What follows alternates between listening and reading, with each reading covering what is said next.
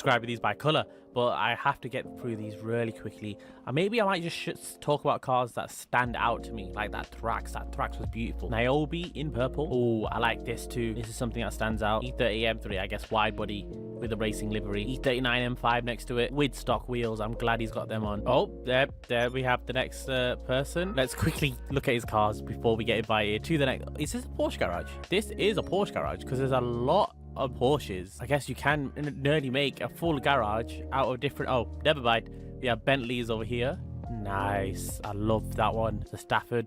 Oh, a purple tinge to yours. And the Cognoscenti Deity with a pink pearl. He's got, I think, metallic paint on his mat there, or is that a crew color worn? Rapid GTX. I have a sad announcement with my Rapid GTX. I accidentally replaced it this DLC because I was spamming the menu when I was buying a car of someone in LS Car Me, and I accidentally replaced the Rapid GTX, and by the time I pressed Quick Game, unfortunately it was too late. And then we have the McLaren as the podium car in the new, well, not a new comedian paint, that is a comedian paint color shift. Reminds you of the TBRs 9.5.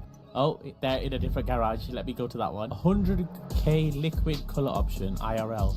Ah, sorry. I'm looking at somebody else's garage. I'm talking about somebody else's, but he was talking about the McLaren that we just saw earlier. People need to invite us to their mansion so we can see their outside cars as well. 2 Osiris's. I'm guessing he loves his Osiris's. I'm guessing that's the podium car. That was supposed, or the driveway cars. The FMJ, which is an inside joke, but we call the Fumj. McLaren in that green. Let me know what you think the best car is you've seen in this whole video. The Entity, I wasn't expecting that. Comet S2, and then the Deity on Benny's, and those Benny's wheels are wheels that a lot of people use. Looks so good though. And for the podium car, we've got the GP1. Very nice, very nice. Let's see what is in his driveway, as we didn't get a little glimpse of that. Oh, someone's out here too. Daytona in those wheels. Nice. We've got the new plates there. I'm liking your choice. I'm liking your choice. No, not B2. We're only doing B1 today. Right. Oh, a vibrant garage here. Sorry, Exhaust. I told him to invite us because EDR was taking a while, but he finally invited us. And yeah, I do like his M3. I do like those bright colors, and the Xeon Classic. Oh, the slam bands, they always look good in these, not passed out, I'd say slightly faded colors, and especially with that livery with the shine. I don't think the rust makes sense, but it's all we can make do with. Entity MT. We got a lot of super hypercars. 1010. Gamer Addy says 1010. Ooh. Orange stitching. That is a nice color though. Getting a lot of side-by-side cars in this video. Let's look at the podium car. There we are. Ah, the PR4. Nice podium car. I feel like going inside the podium, it just feels wrong. It feels wrong to me. I'm glad we're getting these votes. I don't think Redwater and Gamer Addy know no one else is voting. Ooh, sturdy GT outside. Stafford as well. Clean build. You're through to your garage. Build. You need me to bring you a ride? We have another supercar garage, it seems, but we have only 2 voters, so I think they prefer, I'll get back to work. They prefer classic cars. I am liking these. Another, oh, there we go. Gamer Addy's favorite with a 6. I bet if this was a classic car garage, it would have been an 8 or higher. 2 greens, 2 Lambos there, in both in green. Euro, white on white, 2 shades of white. Looking clean too, Turismo Classic, and the GT500. 9 points? That's a high score. Hang on. Redwater, do you know him? Do you know this guy? Oh, nothing is on the podium there. Or is it not lonely? I think there's nothing there. Driveway? Nothing? Maybe he's just left his mansion, so it says nothing, but there is cars there. Right, Gamer Addies, who's been voting all that time. No cars here again. We'll try and come out later, and maybe it's glitched. Maybe we've been looking at too many mansions, and it started glitching out. Wait, we've been here before.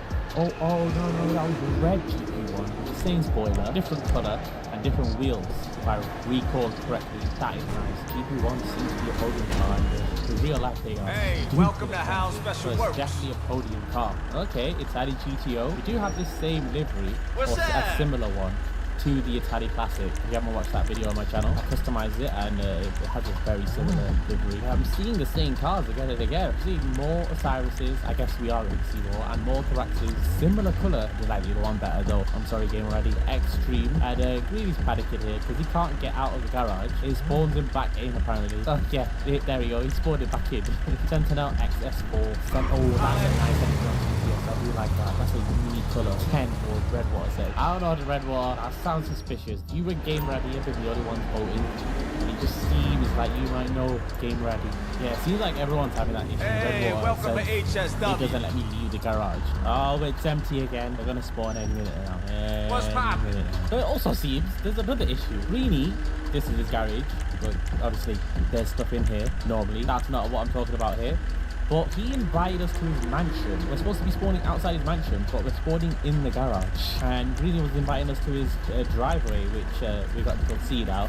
Original orange. I don't know what that orange is called. I forgot what it's called, but someone will tell me. Oh, okay. Let's just quickly go through them. I like that red. I don't know why. A basic red B12. Chapter Beach 9.7. That's a bit generous. McLaren, you're doing McLaren. Tiger on, I love the sound of that car. Not walking on people's cars, you're disrespectful. The Mark 4 there. Right, let's go to the podium because Greedy is moaning that no one's looking at his driveway. Look at this mess. So I'm pressing, okay, now it's giving me driveway. Watch, I'll press driveway, but then it'll put me straight back into the garage. Oh, never mind, I'm into driveway now. And the Comet S2. With a GT2 look, that's pretty cool. That is pretty cool. Oh, people have just spawned in, it seems. Greedy, really? And as the podium car. Of course he was. It's Greedy. Like, what was I expecting? That's such a typical thing Greedy would do. Add his number plate. Oh, yeah, you don't have Greedy number plate. Paragon S and the Paragon R. I like what he's done there. He's put those two as his driveway vehicles. I feel like it's an injustice just going past everything and not looking at his mansion. But everyone's near the same. This guy, he doesn't play pedestrian. He looks like a story mode character, actually. Oh, he's liking that. He's liking that. Oh, you're next. Yes. What are you doing here? Yeah, the Hustler is a nice car. There we go. 190, both different shades. Oh, yeah. Two very different eras, but the same colour, near enough. I think the Z-Type is lighter. Oh no, maybe the exact same colour. Comet, Retro. Nice, I love these builds. This is a rough Gtao classic, but it works. Get hella, stop talking of each car. Just go past them and pick out the ones that you like. I always like Sterling GT though. That's a problem I have. Stop 9.8, for God's sake. Redwater, you're too generous with your ratings. We're on John's now, and he has a Rolls Royce with the glitch that is. I don't know why that happened. Just looking through the Mansion DLC, that was a glitch that Rockstar never fixed. And a G-Wagon. Everyone's DLC wanted a G-Wagon. Did get that, sorry. Sterling GT. I don't know. I've got a soft spot. My judgments are a bit unfair. I love myself one of them. Another Sterling GT from you. She's 5 here with a new plate. So fly to you. Come on, just. Told everyone to get fed. It's so long. We're like 2 hours in. And I'm only up to this garage where it's put down for you guys. Yeah, some nice builds. I'm going to get a high rating out type from Redwater and Game Ready because they love classics, you see. Evidently, sorry. Oh, like that colour. I like these colours are a shade of a certain colour, and then they've got the curl on them. Baby 700 and the penetrator are pretty nice side by side. And we have another example of two Bugattis there. NTMZ, and you can tell whose podium car is probably up there and in driveway. A video. I'm not too sure, but this is going to be one long video. Nice and big, that is. Sounds a bit zesty saying that. Sentinel XS4. Nice again. So many Sentinels now. Sentinel. And there's still more Sentinels in GTA. The wide body looks nice in black. Oh, that's purple. Never mind. I apologize there. Nice. We'll go to just Mansion. We'll look at the podium car first.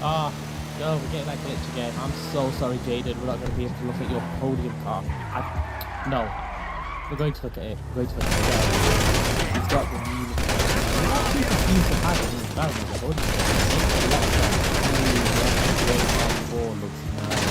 The second wall when he was driving behind me, it has so much presence and it looks really expensive. For those who have take advantage of it. That's the funniest thing. As a podium, I like that. I really do like that. Good idea. Let's have a quick run before my invite respawns. Wow, okay. Different type of look going on here. Hella quickly, don't talk. Just go through them. I do like that pseudo. That colour is different. And I've never had a car. Nice. Loving it. Okay, we've got only one car out. And it goes out in the front. It's quite nice. I'm going to say the Kuntar. Nice. Gold wheels on that. Let me know what you guys think of these new Chameleon wheels. I do like your choice of podium vehicle though. Sentinel XS4 with the Sentinel wheels that are from GTA 4. 10 10 again, Redwater. Redwater, you gotta be like the nicest guy to chill with. Compliments all over. Oh, I do like that though. Might have to agree as well. Well, to me, those cars were 10s. Then we're getting to this side of the garage. We've got a big variety. I mean, really big, because we just got a random Z on here. Rapid GTX. Oh, I like that. So we got the Stinger here. Not the GT, the Stinger, and the Ignis. You know, if this DLC didn't have that many bugs, we'd be able to easily get through garages to garage. But it seems like we do have a lot of bugs, especially around this Ford. Just got in back. There we got McLaren again, and nice paint in it too. I like these sort of curves that make the car look more realistic and just more premium. Oh, we got both doors open here. This one's ready for display in purple. Nice. Let's see the podium car. Ah, the Lost Lambang. Nice choice there. Let's see the reflection of the trophy. That's cool, that's cool. Is this still the rarest? I mean, I've got one. Is this still the rarest vehicle in the game? I think it's the rarest if you're looking at getting it legit, but I don't think it's the rarest out of every car that everyone has in their garage. Okay. I'm liking it. This is like a classic race car garage. Wow, I do like that. Okay, the short bus rally.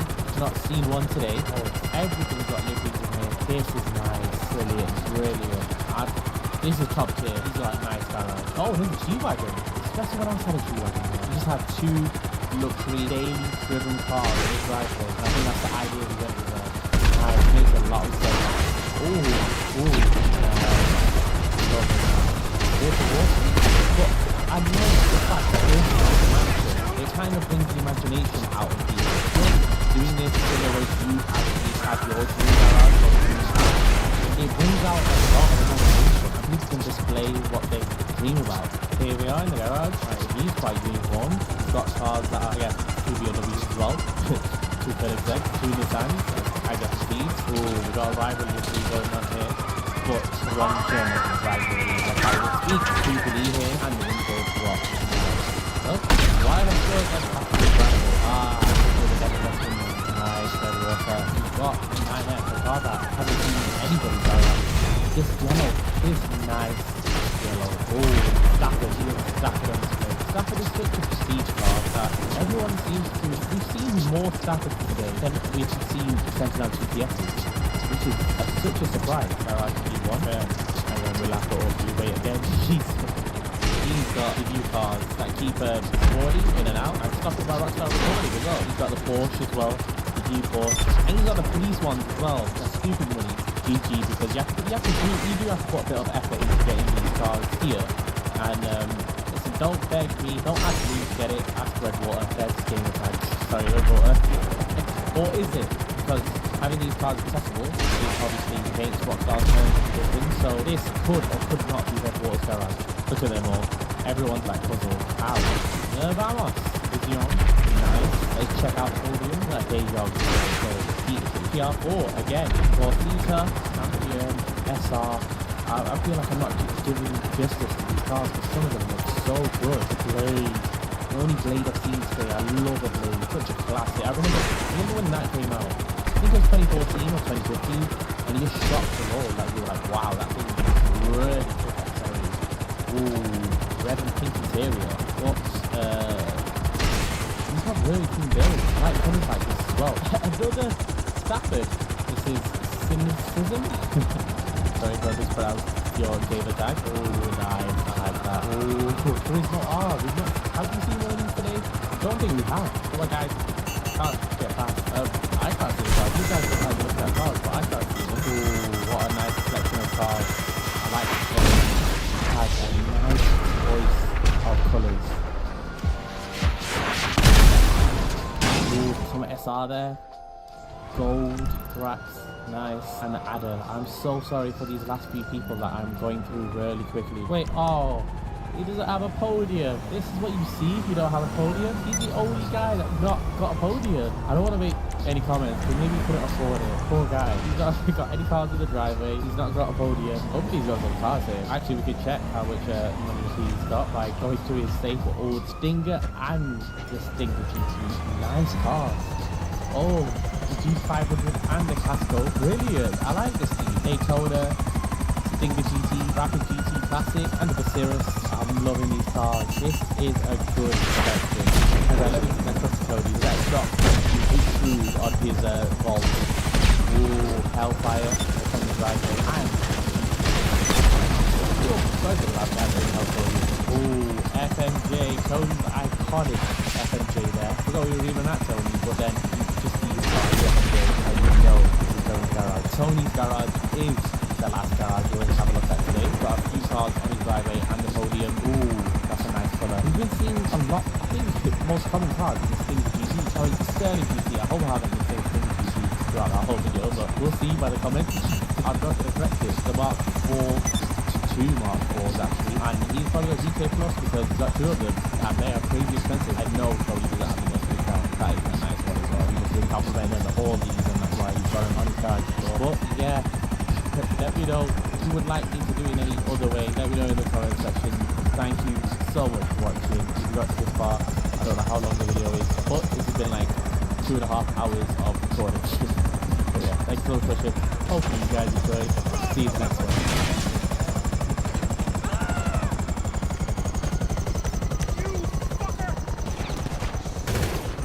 Welcome back to the Philip DeFranco Show, the daily dive into the news. It is Thursday, and oh, what a Thursday it is. There's a lot we need to talk about today, starting with this. Y'all, the all-new Pentagon Propaganda Corps, they're here. They are reporting for duty. Because if you didn't see, the Pentagon spokesperson, Sean Parnell, very excited, so excited to announce the next generation of the Pentagon Press Corps. And as far as why you're getting this next generation of pretty much everyone is new, almost. They were more than happy to agree to a laundry list of rules and restrictions that were rejected by virtually every other major media organization. We're talking from the New York Times and Washington Post to Fox News and Newsmax. And you had Fox denouncing this policy, saying it's without precedent and threatens core journalistic protections. Right? You had independent organizations like the National Press Club explaining, if the news about our military must first be approved by the government, then the public is no longer getting independent reporting. It is getting only what officials want them to see. That should alarm every American. But still, you had Parnell again, very excitedly and proudly here, claiming that over 60 journalists have signed the pledge and they're joining the new press corps. And that includes only 26 individuals across 18 outlets who had previously been a part of the press corps. And so now, I shit you not, the New York Times has been replaced by Lindell TV, right? The streaming service run by the fucking My Pillow guy. And also a part of this great Pillow Army, you have Frontlines, which is the media brand associated with Charlie Kirk's Turning Point USA. You have Timcast, the podcaster, and also marching rank and file. You had right-wing news sites like Gateway Pundit, the National Pulse, and Human Events. And so with this, there was, no shortage of people going, really? The Gateway Pundit? Didn't they recently have to settle a defamation lawsuit related to baseless allegations of election fraud? And really, Mike Lindell, Mike Lindell? Did someone smoke crack other than Mike Lindell? Now, something I will say is it's not like all the journalists who've left the Pentagon, they've stopped covering the U.S. military. Right? Seemingly, they're going to still try to do their job, get information out to the people that wasn't first approved by the Pentagon. But, no doubt, losing their official access, it's going to make their jobs harder. Right? And you're hearing no shortage of that, including from longtime defense reporter Barbara Starr, who also said the real price is paid by the American people and the American military families. Military families who have their sons and daughters serving. They want to know everything and they want to know it fast. Right? And so it's really hard to see this as anything other than, just another Trump attack on press freedom, as well as, more efforts to build an alternative information ecosystem. Because it's not like this is some random outlier thing or it happened in a bubble. They're filing lawsuits against and restricting access for what's seen as mainstream media outlets. Right? And they've been giving supportive right-wing reporters and influencers unprecedented access to White House briefings, including with Trump himself and even cabinet-level trips abroad. And so this Pentagon situation, it's really just the latest version of what we've been seeing here, and we're gonna have to see what this looks like moving forward. Because while this is technically different than a state-run news and propaganda network, it really every day seems to be running more and more parallel to that. It seems state-supported, state-incentivized, state-propped up. But hey, we are gonna have to wait to see how this plays out, and as with everything, I am open to being wrong. Maybe Mike Lindell TV will hold them to account. But then next up in the news, this insider trading NBA situation is crazy, because you actually had the FBI this morning laying out 2 major illegal gambling operations. And it allegedly involved players like Miami Heat guard Terry Rozier, former Cavalier Damon Jones, Trailblazers coach Chauncey Billups, and even members of the Mafia. We got to break down both of these cases. Mansion garage tours were only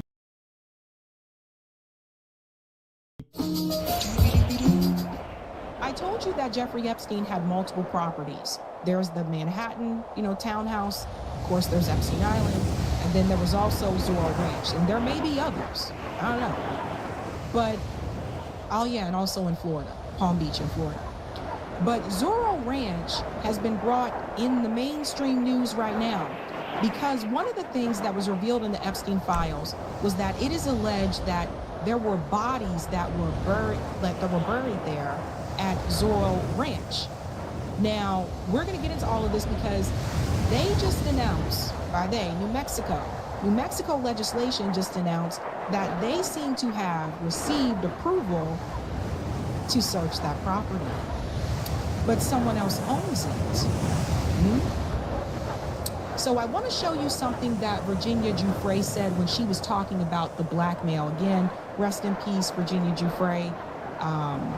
We all know, that she is no longer alive, but she does have a book that talks about this as well. Listen to what she said about the blackmail. I was trafficked to a lot of types of different men. I was trafficked to other billionaires. I was trafficked to politicians, professors, even royalty. He used me as a form of blackmail. So, these people would owe him favors. I was so utterly mortified. I was like, this guy's watching me go to the toilet. He's watching everything that happens in the massage room. He's watching me in my bedroom. He's, everything's being recorded. And that's when I realized that's how he's getting away with blackmailing everybody. Biggest reason in my mind was because he wanted to always have something on someone just in case he needed it. But it's important that the media and the government work hand in hand to try to uncover who is involved to the highest level of people in our government and even in international government. So I wanted people to see that, just to remind you that, Jeffrey Epstein blackmailed a lot of people. And that's also why you're not hearing more people that knew Jeffrey Epstein actually speak out. It was also reported that the amount of Epstein files that we've seen so far has actually only been 2% of the files. So we've got to continue to let people know that all of the files were not released. We didn't even get half of the files. Only 2% have been released. So the DOJ and Donald Trump and the rest of them are trying their hardest to protect other people in those files. Now, one of the things in the files about the Zorro Ranch, this is the thing I think people really need to see, and they're definitely trying to protect people here. So this was sent November 21st, 2019. Subject, confidential, Jeffrey Epstein. Edward, this is sensitive, so it will be the first and last email depending on your discretion. You can choose to take it or trash it, but this comes from a person that has been there and seen it all. As a former staff at the Zorro, the material below was taken from Jeffrey Epstein's home as my insurance in case of future litigation against Epstein. Sorry, no questions. What is damning about Jeffrey Epstein is yet to be written. Did you know somewhere in the hills outside the Zorro, 2 foreign girls were buried on the orders of Jeffrey and Madam G? Both died by strangulation during rough fetish sexual activity. So let's pause there for just a second, because someone else actually owns that property now, and the person that owns it is a political candidate. And what I have to say to people is this. Again, this is not new. They knew about this for a long time, that there were bodies. All this information did not come about yesterday. This information is new. So now they know that there are bodies allegedly buried outside of Zorro Ranch.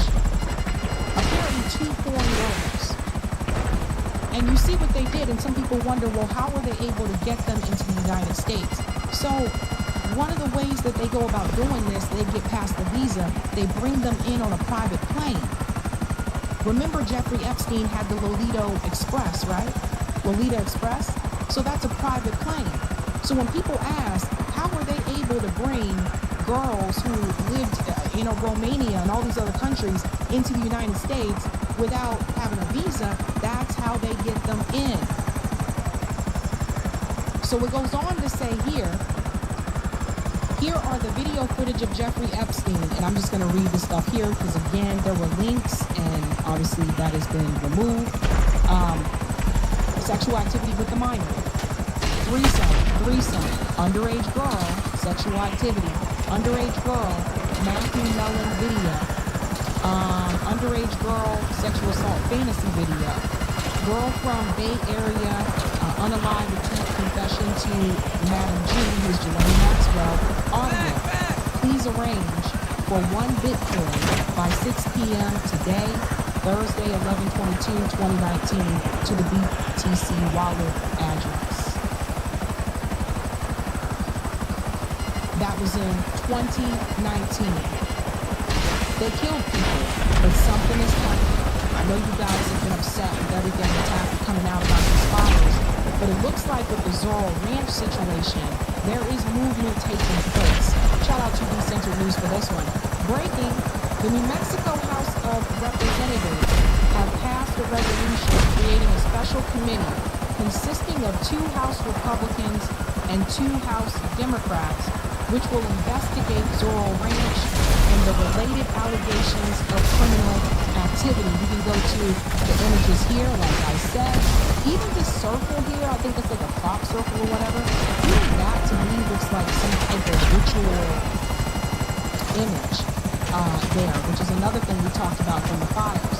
It says right here, be it resolved by the House of Representatives of the state of New Mexico that the Speaker appoint a special committee of the House of Representatives consisting of 2 members from the majority party and 2 members from the minority party, and designate a chair from among the appointed members, and that the committee investigate Zorro Ranch and the related allegations of criminal activity.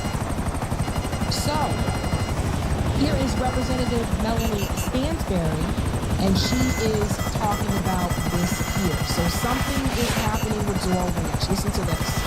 Hey everyone, well, happy President's Day. I am coming to you from New Mexico with breaking news in the Epstein investigation, and that is that tonight, the New Mexico State Legislature passed legislation to convene a truth commission to investigate Epstein's crimes here in our state, beginning tomorrow at 10:30 a.m.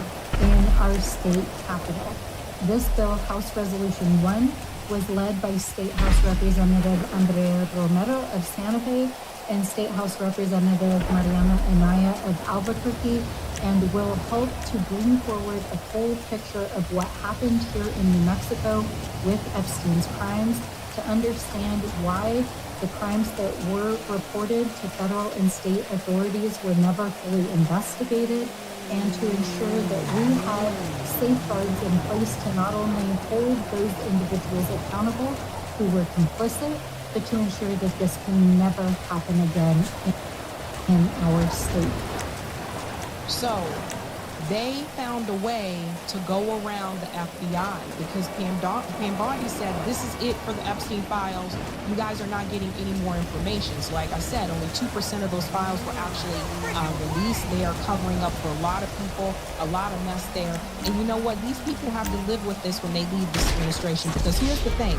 While they may be protected right now because they're part of the Trump administration, Pam Bondi, Kash Patel, and those adjacent, when this administration is done, they're up for grabs. They can be prosecuted. Pam Bondi can face prosecution. I'm on the clock. What you want? Some wheels? When this administration is over. I'll bring it to you. And the reality is, like for Donald Trump, he's old. And he said, I'm going to run for 3rd term. He can't run for 3rd term, number one, legally. But also, Donald Trump is old. He having some trouble, same type of trouble we saw with Joe Biden.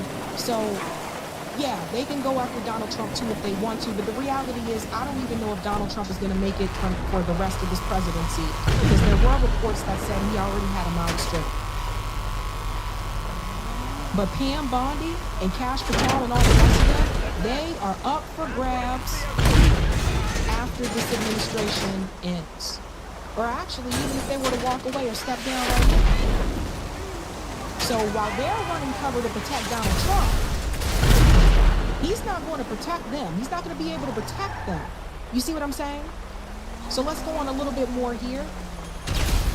So we want to say thank you to our state legislators for leading on this legislation, which is not only vital as a larger part of our investigation at the federal level through our congressional inquiries and the Epstein Files Transparency Act, but also because it is an important piece of understanding what happened in our state, including at Zorro Ranch. This is why it's important, again, to know who your representatives are. Hello, in this the is Pegasus state, Lifestyle Management. How can I help? right? So again, when people say, well, Call the again. FBI Goodbye. said this is it, there's nothing we can do, you know, a lot of times there are loopholes or there are workarounds, so they're doing a workaround. Now, when I get into who owns this property, this is something else that I think is going to give people pause. I also want to say this was a completely bipartisan effort and passed the New Mexico legislature unanimously with 62 votes, showing that ensuring that we are holding our leaders accountable and investigating these crimes is not a partisan issue. And as always, New Mexico is leading the way. Now, Jeffrey Epstein purchased Zorro Ranch in New Mexico in 1993. He purchased nearly 10,000 acres from former Governor Bruce King, and also included a parcel adjacent to it that he leased from state lands. Over the years, beginning in the early 1990s, there were allegations that were reported not only to state and local officials, but the FBI of sexual assault happening on that property. And what we do not fully understand at this time is why those crimes were never fully investigated, who knew about them, who was complicit in them, and ultimately why nobody was ever held accountable. I'm going to push back on this here. You do know why it wasn't investigated and they weren't held accountable, because they're rich people, and these same rich people buy the politicians. So you do know why. This is the thing I was saying, like with Democrats, like, you got to push back and no, you do know why. We all know why they weren't held accountable. That property was held by Jeffrey Epstein until his death in 2019 and was sold in 2023 to a limited liability company.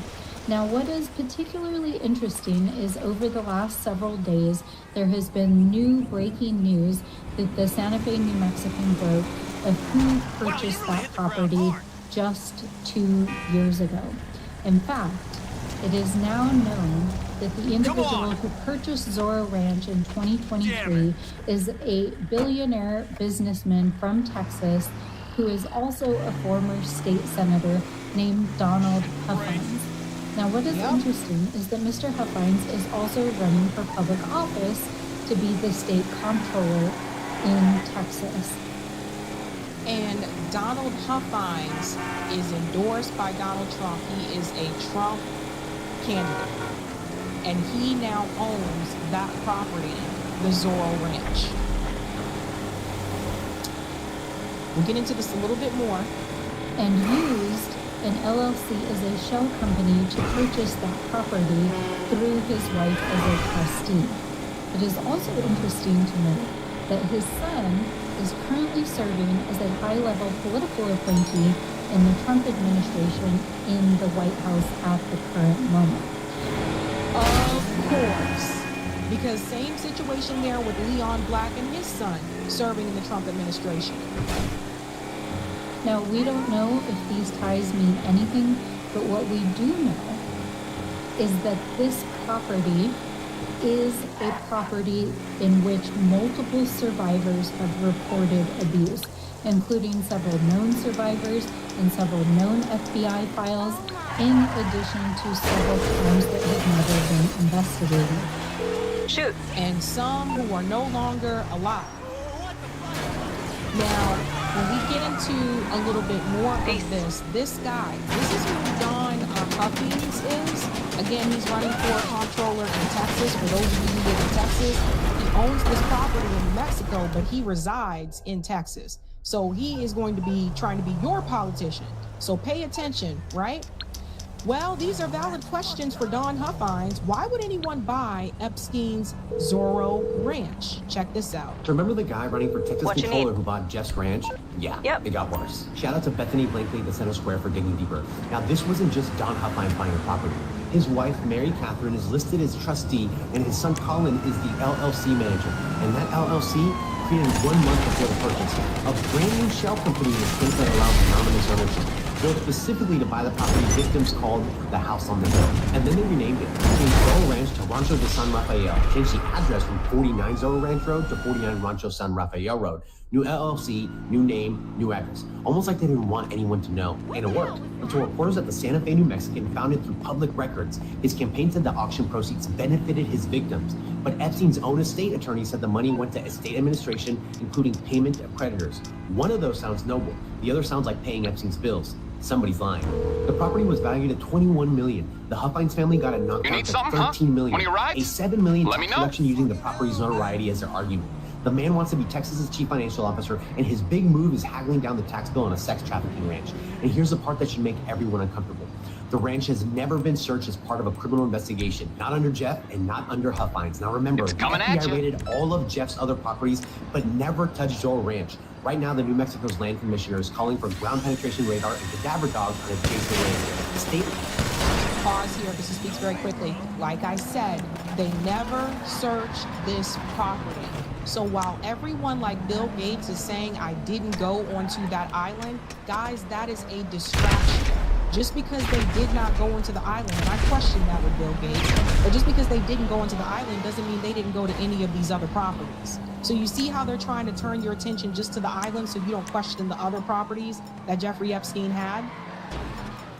lawmakers are pushing for a truth commission, and Huffines won't answer questions about why he bought it, won't return reporters' calls. Now, I'm not accusing anyone of anything. I'm just asking questions. If you're a Christian conservative businessman who made a totally innocent real estate purchase, why are you hiding it behind a shell company, renaming the property, changing the address, and going silent while millions of files are dropping? What exactly is the upside of secrecy here? Even Greg Abbott's campaign consultant called it a sleazeball secret land deal and asked what kind of person thinks this is a good investment. Huffines is campaigning on accountability and conservative Christian values. He owns the house on the hill. He won't talk about it. Early voting starts next week for the primaries. Receipts, not speculation. And what's really suspect about it is the fact that they changed the name of it, right? They changed the name, created that LLC. It's very suspicious, guys, but keep your eye on that guy. And then also, guess who else endorsed that candidate? TPUSA. Yes, and he shared it right here. Shout out to Diligent Denizen. TPUSA endorses owner of Epstein's Zorro Hello, you're Ranch. through to Now, Pegasus that Lifestyle is a Management. How- suspect. Hella sus. He shared it here. Your beautiful new aircraft is waiting at our nearest airfield. We hope you're very happy, sir. Call again. Goodbye. So Charlie Kirk endorsed it. Now TP Action is stepping up to help finish what he started. Check this out here. Just to show you. I think I can read it. You see that? Republican Huffines, they endorsed him for comptroller. As if things could not become even more suspicious about Turning Point USA. I mean, I don't know what to tell you guys, but it's very strange to me. Very sus, I would say. Here's something else I wanted to show you about that guy. Don Huffines ignores direct request for independent search of his Epstein Zorro Ranch. Huffines deflected, saying he would allow law enforcement to search his Zorro property, while at the same time admits law has never tried. Is that the Christian thing to do? Dun, dun, dun. And you can see it here. In 2023, 4 years after Epstein's death, San Rafael Ranch had been listed on the open market for years and was scheduled for public auction. So he's talking about how it came in. He said at the time of the sale, it was marketed that the proceeds would go to the victims. It has since been confirmed by the estates. I forget the part here. But the reality is people are now saying that that money did not go to the victims. And Diligent Denizen here says, will you allow an independent professional search teams to search the property under supervision with any other assurances you might need. See this here? That's what he's asking. Yeah. And Don doesn't respond there. Like I said, guys, it's really sus that they changed the name. It's just really weird to me. So we got to keep our eye on this, ladies and gentlemen. Like I said, like it's some weird things going on. But as much as people keep talking about that island, do not take your eyes off Zorro Ranch or also the Manhattan townhouse that Jeffrey Epstein had as well, and the Palm Beach property. So the whole I wasn't on the island thing is just a distraction. Keep that in mind. Hey guys, this was a savage clip. If you like what you saw, hit that like button and subscribe.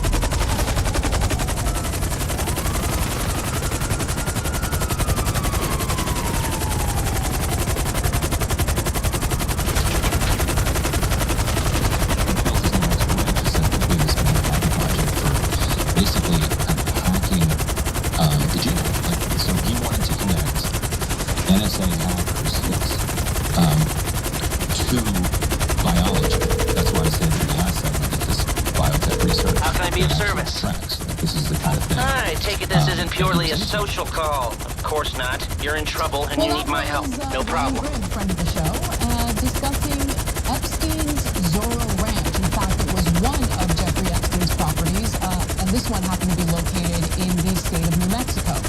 And while the federal government seems to have absolutely no interest in investigating some of the revelations we've learned from the newly released Epstein files, thankfully lawmakers in New Mexico do want to launch an investigation in particular, and I'll explain why in just a second. But before I do, Jake, your 2 cents. You know that old saying about the these are very, in this case, it might be literal, some haunting emails coming up for you guys. And how could this story lead to unraveling the whole case? So we'll tell you about that. So Epstein owned this 8,000-acre ranch known as Zorro Ranch from 1993 until the day he died. And there are some pretty disturbing accounts of the goings-on at this ranch, although they're allegations and they should be investigated. Now, one of the Epstein survivors, Annie Farmer, has alleged that Ghislaine Maxwell and Jeffrey Epstein both assaulted her at this ranch when she was only 16 years old. Virginia Giuffre, along with another anonymous victim, reported similar stories. And then there's more. So the New Mexico Department of Justice wrote to the DOJ last week seeking unredacted access to an anonymous 2019 email that alleged 2 foreign girls were buried at Zorro Ranch.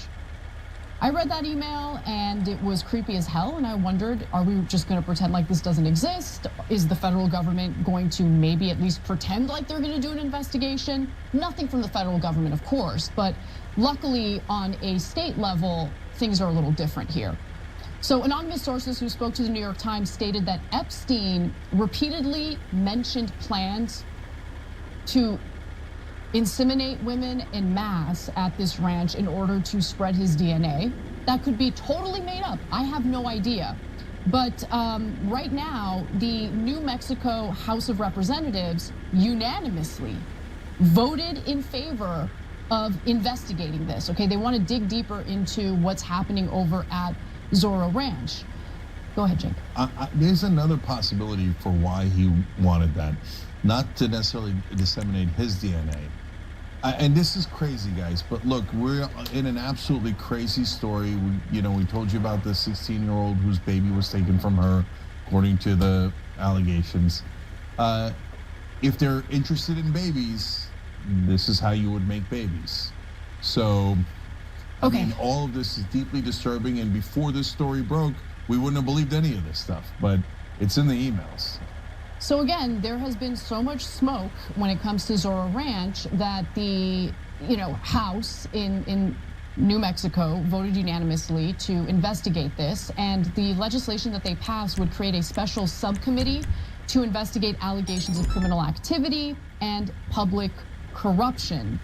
And it was, by the way, sponsored by 2 Democrats and 2 Republicans. So this is very much a bipartisan effort, and I love to see that. This is where there shouldn't be any daylight between one party or the other, or between these 2 parties, because this is something we should all be interested in getting to the bottom of. And if there is any evidence of wrongdoing, you know, at least we have a little more clarity about what happened at this ranch.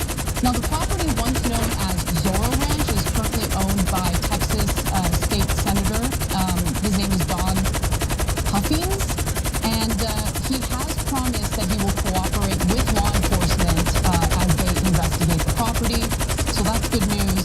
I'm going to skip his post, but you can read about it on X, where he said, I will cooperate, essentially.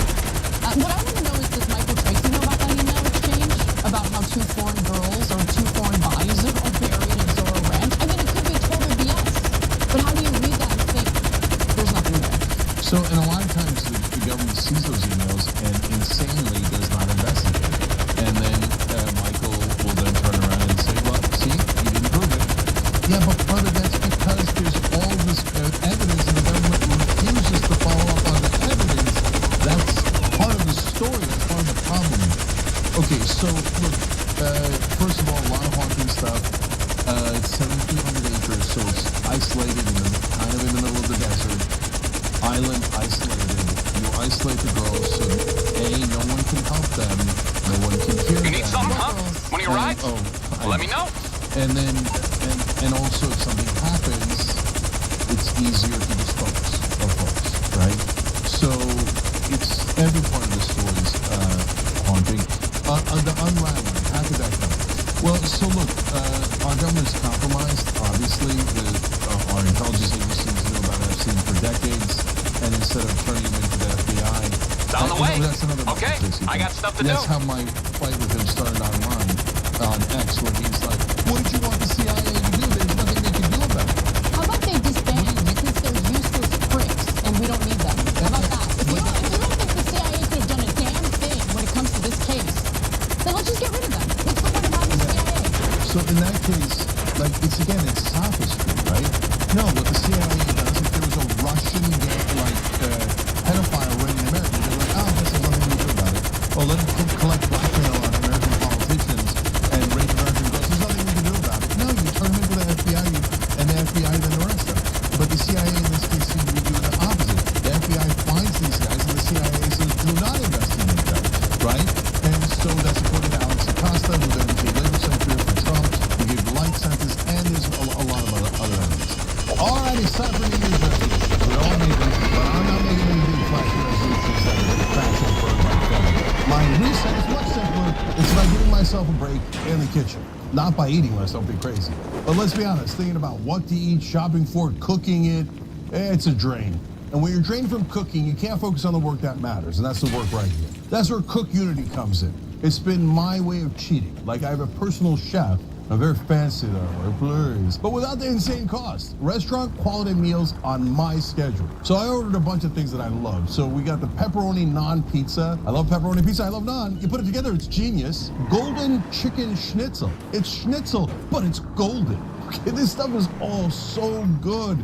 New Orleans shrimp and grits. They have sausage in there too. Love it. And that's my point, guys. These aren't boring and repetitive meals. These are all-star chefs, Food Network alum, and James Beard winners. Handpicking seasonal ingredients and balancing bold flavors with nutrition. Every meal's a small batch masterpiece delivered fresh, never frozen. It makes hitting wellness goals effortless because a nutritious, incredible meal is ready in minutes. No shopping, no cooking, no cleanup. You can browse by chef, by cuisine, filter macros to the gram, not a thing I would do, but you could. And it's way less than takeout or even grocery store prices. Plus, their packaging is part of a reusable, eco-friendly program. You can't ask for more. Taste comfort and craftsmanship in every bite from the award-winning chefs behind Cook Unity. Go to cookunity.com/TYT or enter code TYT before checkout to get 50% off your first order. That's 50% off your first order by using code TYT or going to cookunity.com/TYT. But so as much as our government, federal government is compromised, I don't think they bothered to buy the entire New Mexican legislature or the Rhode Island or Hawaiian legislature. It's too much, right? So there's no reason why the New Mexican legislators would be compromised. So they're going, oh yeah, well, his house is in New Mexico. Let's go investigate that. And they're going, la, la, la, la, la, la, la. And if they go in there and they find a whole bunch of things that are incriminating, it's going to be a huge problem. In fact, that leads me to a prediction. I believe that if this keeps going down the road, which it looks like it's going to, at some point the federal government will step in and go, no, you know what? Good point about the Zorro Ranch. We're not taking over the investigation because we're going to do it more thoroughly. Trust us. Don't let them in. Don't let the locals in, okay? Because our government is totally compromised. But we also have to keep it real, because if this is nearly 8,000 acres, that's a lot. They're going to dig up the whole property? No, you could easily do this. Like, I don't know how they do that detection, but there's definitely ways to do it. Yeah. All right. I mean, look, I'm happy that they want to do this investigation. I'm not trying to pour cold water on it. Yeah, no. And they could find things inside the house. I mean, look at how sloppy they've been. Because I think that inside the government, there was an assumption that these guys are above the law. So they barely even bothered to try to hide things. And all these emails are all over the files. Give me a 10-year-old, an 11-year-old, the missing baby, and all these different things. And they're just sitting there in the files. They didn't burn them. They didn't delete them. I think they thought, we're above the law. Who's going to make us be accountable? No one. So who knows? Maybe they left some of the tapes in New Mexico. See, that would be amazing. In fact, I'm afraid I shouldn't have said it out loud. If anyone's watching, the FBI and CIA are going to be like, rush to New Mexico. Make sure we clean that place up. Why did you protect them? Why are you still protecting them today? For any of the contrarians, and you guys don't know Michael Tracy's a contrarian saying, oh, no, there's nothing to see here. Then, guys, show me a single prosecution. Why hasn't the government prosecuted any of these monsters? Obviously, our government is in on it. That's why they protect them. Every time you ring the bell below, an angel gets his wings. Totally not true, but it does keep you updated on our live shows.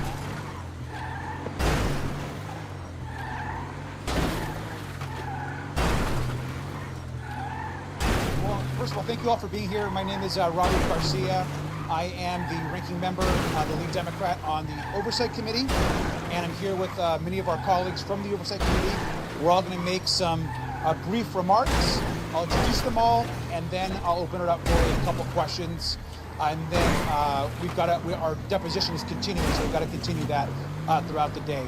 So let me just first of all give a overview. So we are right now in the middle of a deposition of Mr. Les Wexner. We are doing the deposition at his estate here. Right now, we are just now about 2 hours into that deposition.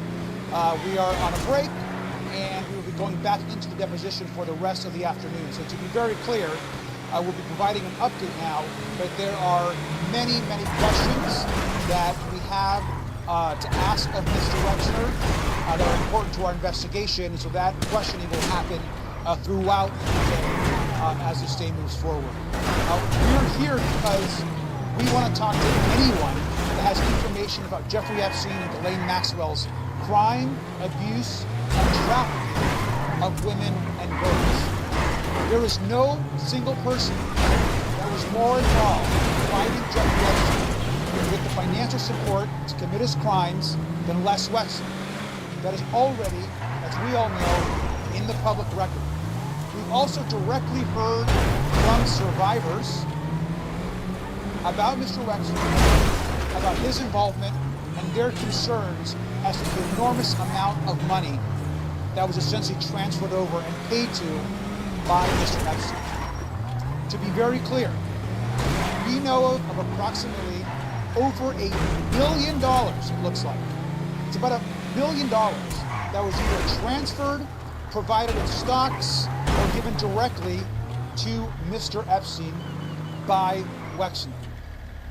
Now, it's important to note that Mr. Wexner appears to be unaware of much of the money, as he claims, that was given over to Mr. Epstein. In fact, it's interesting that Mr. Wexner has already begun to clarify in his mind that somehow he and Mr. Epstein weren't even friends. We should be very clear that the two were very close for reporting. They spent a lot of time together. Mr. Wexler admitted that he traveled to both Epstein's Island as well as his other properties. Mr. Wexler also admitted that Jeffrey Epstein had access to a lot of Mr. Wexler's wealth.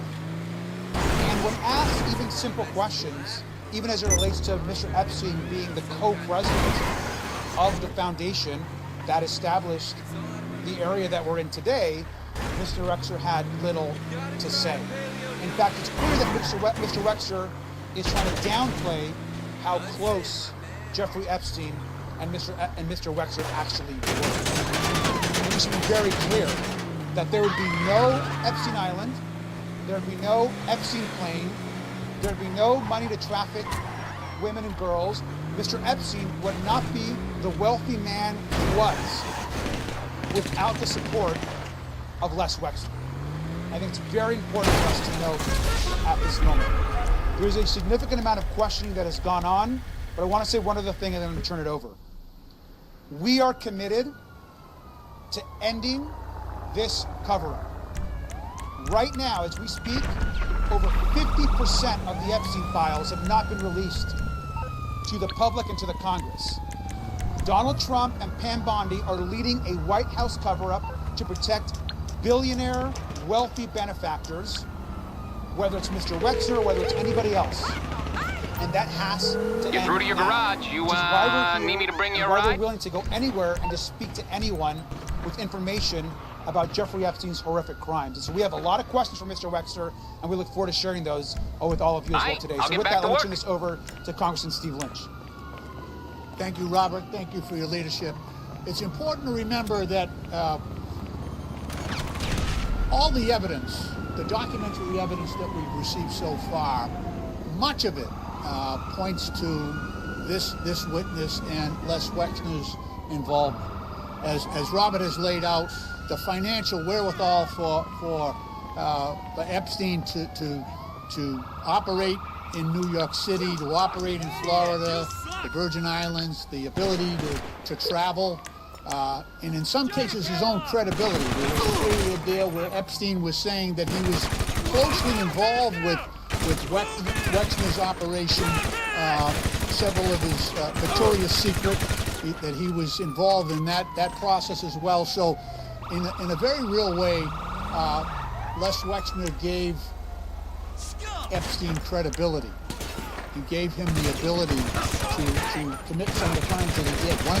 One of the witnesses, one of the victims, the survivors, has already indicated that she was assaulted at this facility, at the mansion here, Wexner's home here, that she was refused permission to leave that house until security had cleared that she was kept there for several hours. So in an investigation, we usually follow the documents, we follow the money. And much of that evidence and all of that money leads us to this location. So far, and I'm just speaking generally, the more this deposition goes on, the less Wexner knows I'm on the about, clock. What you want? Some wheels? his relationship with Jeffrey Epstein. It's on the way. Okay, There was a deep I got stuff to trust do. between these two men. There was a deep friendship there. Not only in a business sense, but that Les Wexner gave Epstein the ability to handle his children's and his family's money. So at least that part of it makes it hard to believe Les Wexner's testimony thus far. It may be a question as to whether Les Wexner was involved in the crimes directly. But there is no question in my mind, given the evidence so far, that Les Wexner knew about this and failed to stop and gave Epstein license and the ability to commit these crimes.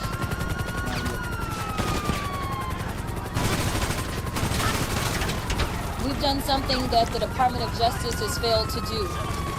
We have actually sat down and listened, not once, not twice, but on multiple occasions to the survivors. As you saw last week, AG Bondi wouldn't even turn and look at the survivors, let alone allow her DOJ to do their job, which is to investigate. So here we are as the legislative branch doing our jobs and trying to do oversight. Let me tell you, the survivors have said over and over and over, follow the money. That was the one thing that they told us, as well as their attorneys. Follow the money. Well, we're following the money. But I'm going to be perfectly honest with you and tell you that we are running into dead ends at this moment. On yesterday, I was asked about this particular deposition and what I anticipated I would hear. As a trained attorney and litigator, once they told me he wasn't taking the piss, I thought that the record would be full of I don't remembers. I will tell you that once this record comes out, that you most likely will be left with more questions than answers. It is almost inconceivable to be missing the amounts of money that are missing, and somehow Mr. Wexner have no idea. The other thing that I want you to pay attention to, because again, as a trained litigator, think about some of the things that we keep hearing. We know that there were supposedly these fraudulent modeling agencies that were set up all over the country, and girls would go in thinking that they were going to get their chance at modeling. Victoria's Secret. We know Victoria's Secret was known specifically for their fashion shows. We know that there are reports of girls that went in thinking that they were potentially going in to model.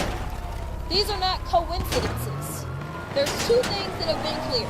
Is that there were always young girls seemingly looking for an opportunity to model, and there were always rich and powerful people on the other side, dangling a carrot, saying, I will give you the life that you're seeking. Yet ultimately, the stories are the same. They're stories of abuse. They're stories of trafficking at the highest level.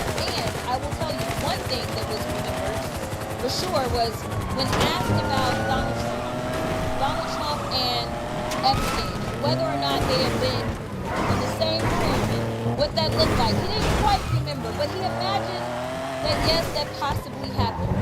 Because he did remember that Donald Trump also would like to show up to the Victoria's Secret runway shows. Now, that was a little odd to him, he said, because Donald Trump was not engaged in fashion whatsoever.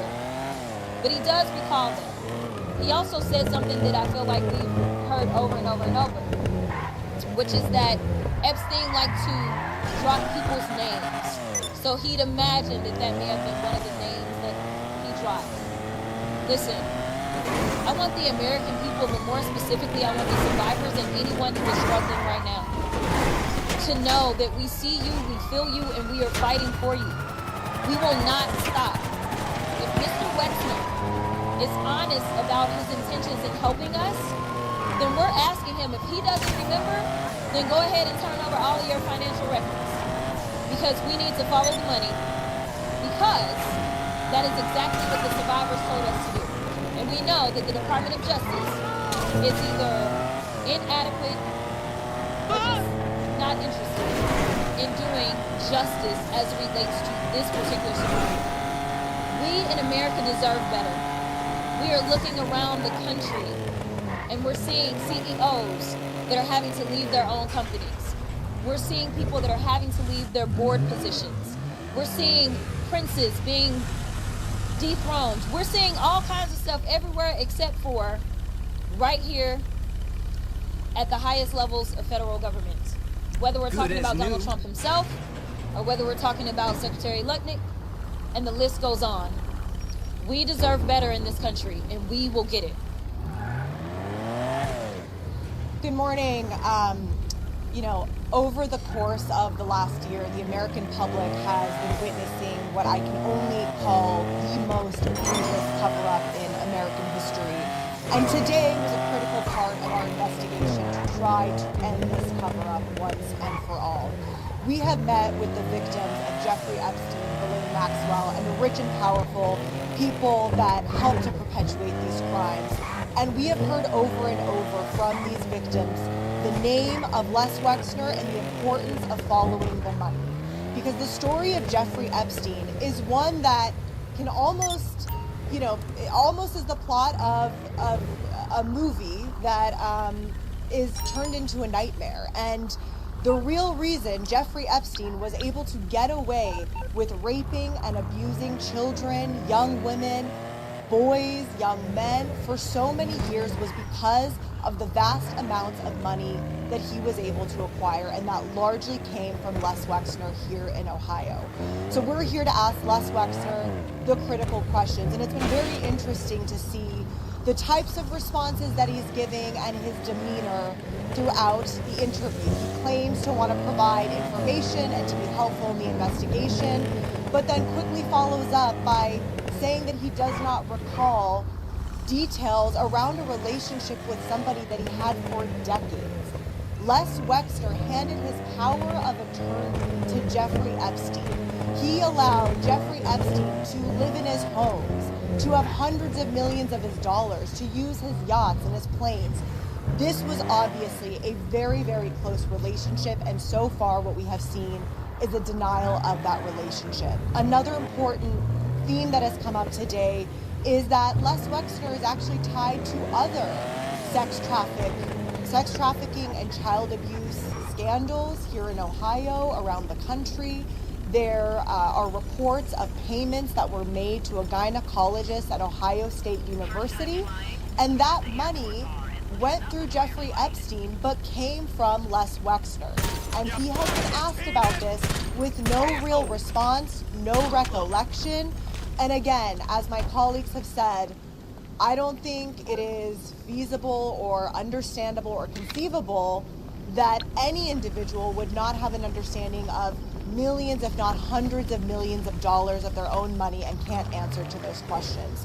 So it is clear that this cover-up is vast. It goes as high as the White House and the Department of Justice that still has not released the majority of the Epstein files, still has illegally redacted information, still has not begun any indictments or prosecutions for the very credible allegations that are in the files that we already have seen, all the way to people at universities, companies, and vast networks of elite individuals across this country. And what I can tell you very clearly is that oversight Democrats on this committee will not back down until we get every detail, until every person who enabled and perpetrated these crimes is held accountable.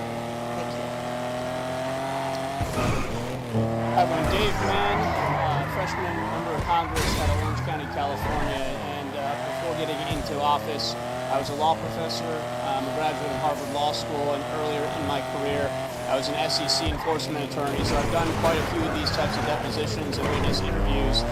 And while I don't want to comment on an ongoing deposition, we're going to go back in there and ask more questions, I can basically say that he has basically alleged that he saw no evil, heard no evil, despite being in the room with Jeffrey Epstein over and over and over. And it's really just not credible. I realize he's an elderly gentleman, memories fade, but the reputation of Jeffrey Epstein is very clear. Everyone around Jeffrey Epstein knew exactly what he's up to, and to spend that much time, to give that much trust to Jeffrey Epstein, and then to say, I don't remember seeing any young girls, I didn't hear anything about Jeffrey Epstein, it really is just not plausible.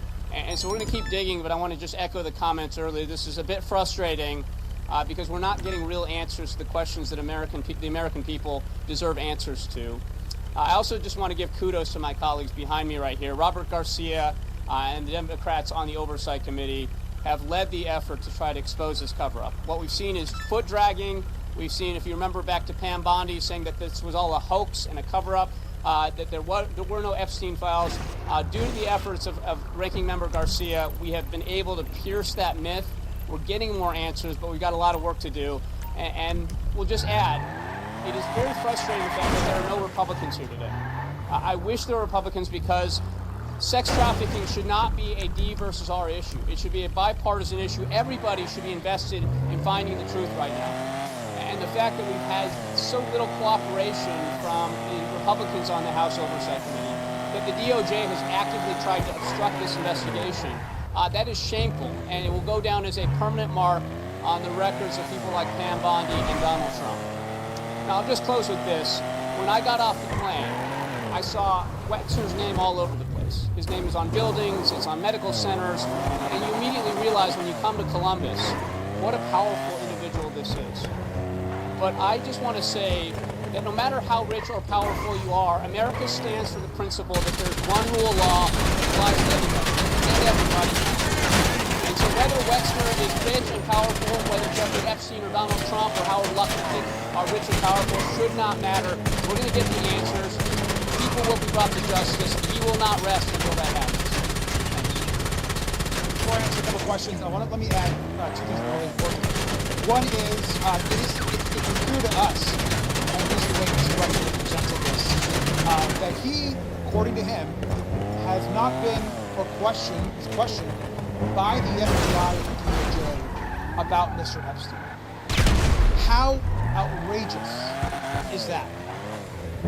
He's someone that's been named by survivors, someone that's in the files more than most people, someone that's clearly the financial benefactor to Jeffrey Epstein and has not been contacted or interviewed by the FBI or the DOJ. What the hell is going on? That is shameful. We should be ashamed as a government. The survivors deserve justice. So that's something that we are going to continue to press today, and certainly press with Pam Bondi and the DOJ. And the second thing, something that I think is critical to all of us. I think this community should also be asking questions. This community deserves to know why the most powerful man, one of the richest men, if not the richest man in Ohio, gave so much of his wealth to the largest modern sex trafficking ring in American history. Why his money was used to traffic, abuse, and rape women and children. So I think this community has questions of Mr. Wexner. Ohio State should have questions of Mr. Wexner. And Mr. Wexner's involvement in our questions, today's not the end of our questions for Mr. Wexner. It's the beginning of our questions for Mr. Wexner and anyone in this community across Ohio or the country that has done business dealings or that knows why he provided so much money for Jeffrey Epstein to then go on and commit all these horrible crimes. We can answer a couple questions.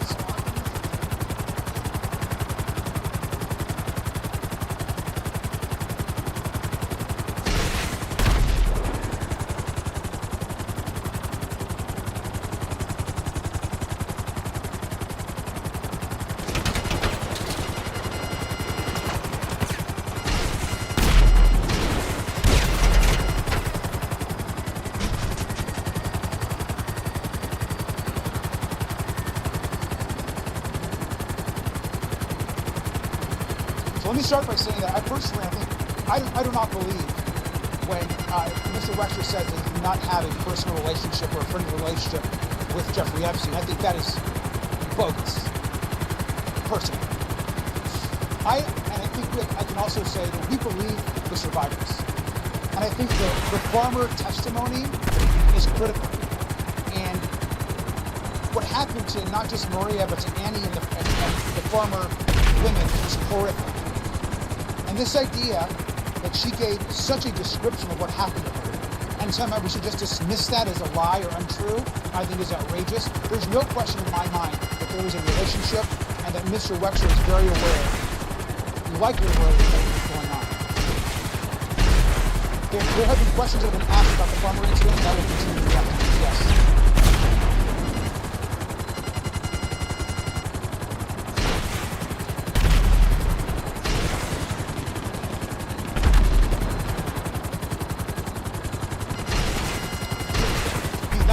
I think that he's answering some questions, saying that he doesn't remember, and other questions.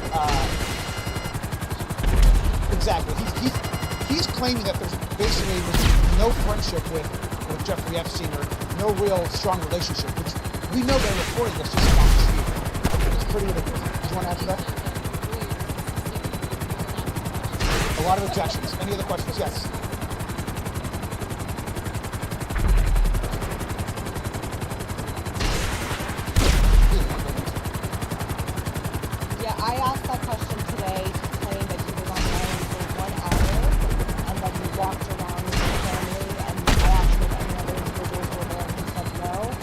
And that was a repetitive thing that he said as well. When he asked about if he had been to another property, he said, I was there for 1 hour. And I go to many places for the DNA.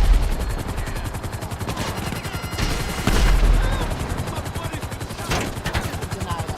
Not everyone. And quite frankly, it's been nice to see more remorse. Yes.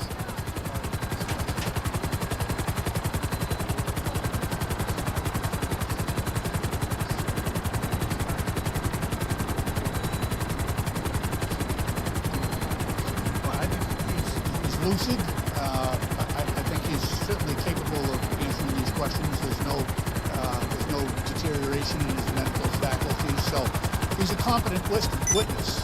He's just not telling the truth.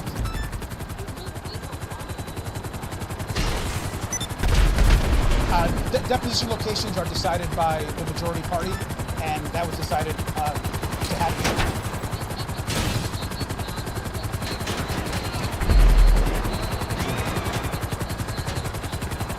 Look, I think that we have, first answer is yes. This deposition absolutely does matter, and it's important to get. Remember, Mr. Wexner is under oath to tell the truth. So every single answer that he gives is a broader part of our investigation. This is just the beginning of our work in trying to get the truth from Mr. Wexner, and so that it absolutely matters. Any final questions? What happens when the DOJ doesn't do anything with it? Well, that's up to the President Trump, which we're putting the pressure on. Yes.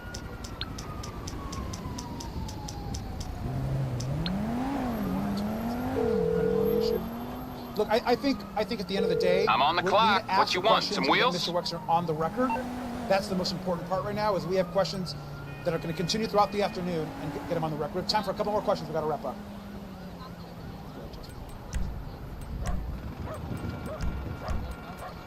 Yeah, I think what's next is we may have additional questions.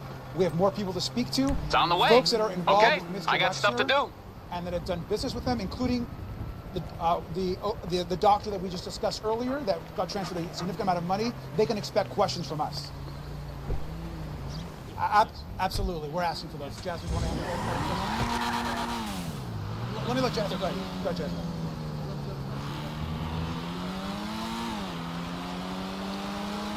No, there are no Republican members of Congress. Right, there are Republican staff members, no Republican members of Congress. Let's take one final question.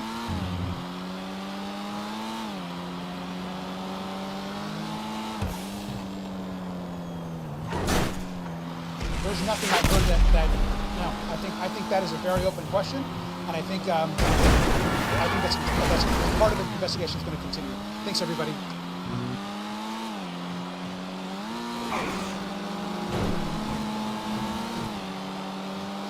The president continues to abuse the government and the powers of arrest, of detention, indictment, jailing. This is a diverse list of targets, and while some people are busy and have looked away, and there were Republicans who initially said, well, what's one or two cases? We're going to show you tonight we're way past that, with new developments in the key case of something that many people thought wouldn't happen in America, journalists rounded up and indicted for their coverage. What all the people targeted have in common is that they have criticized Trump, even if they once were Trump officials or Republicans.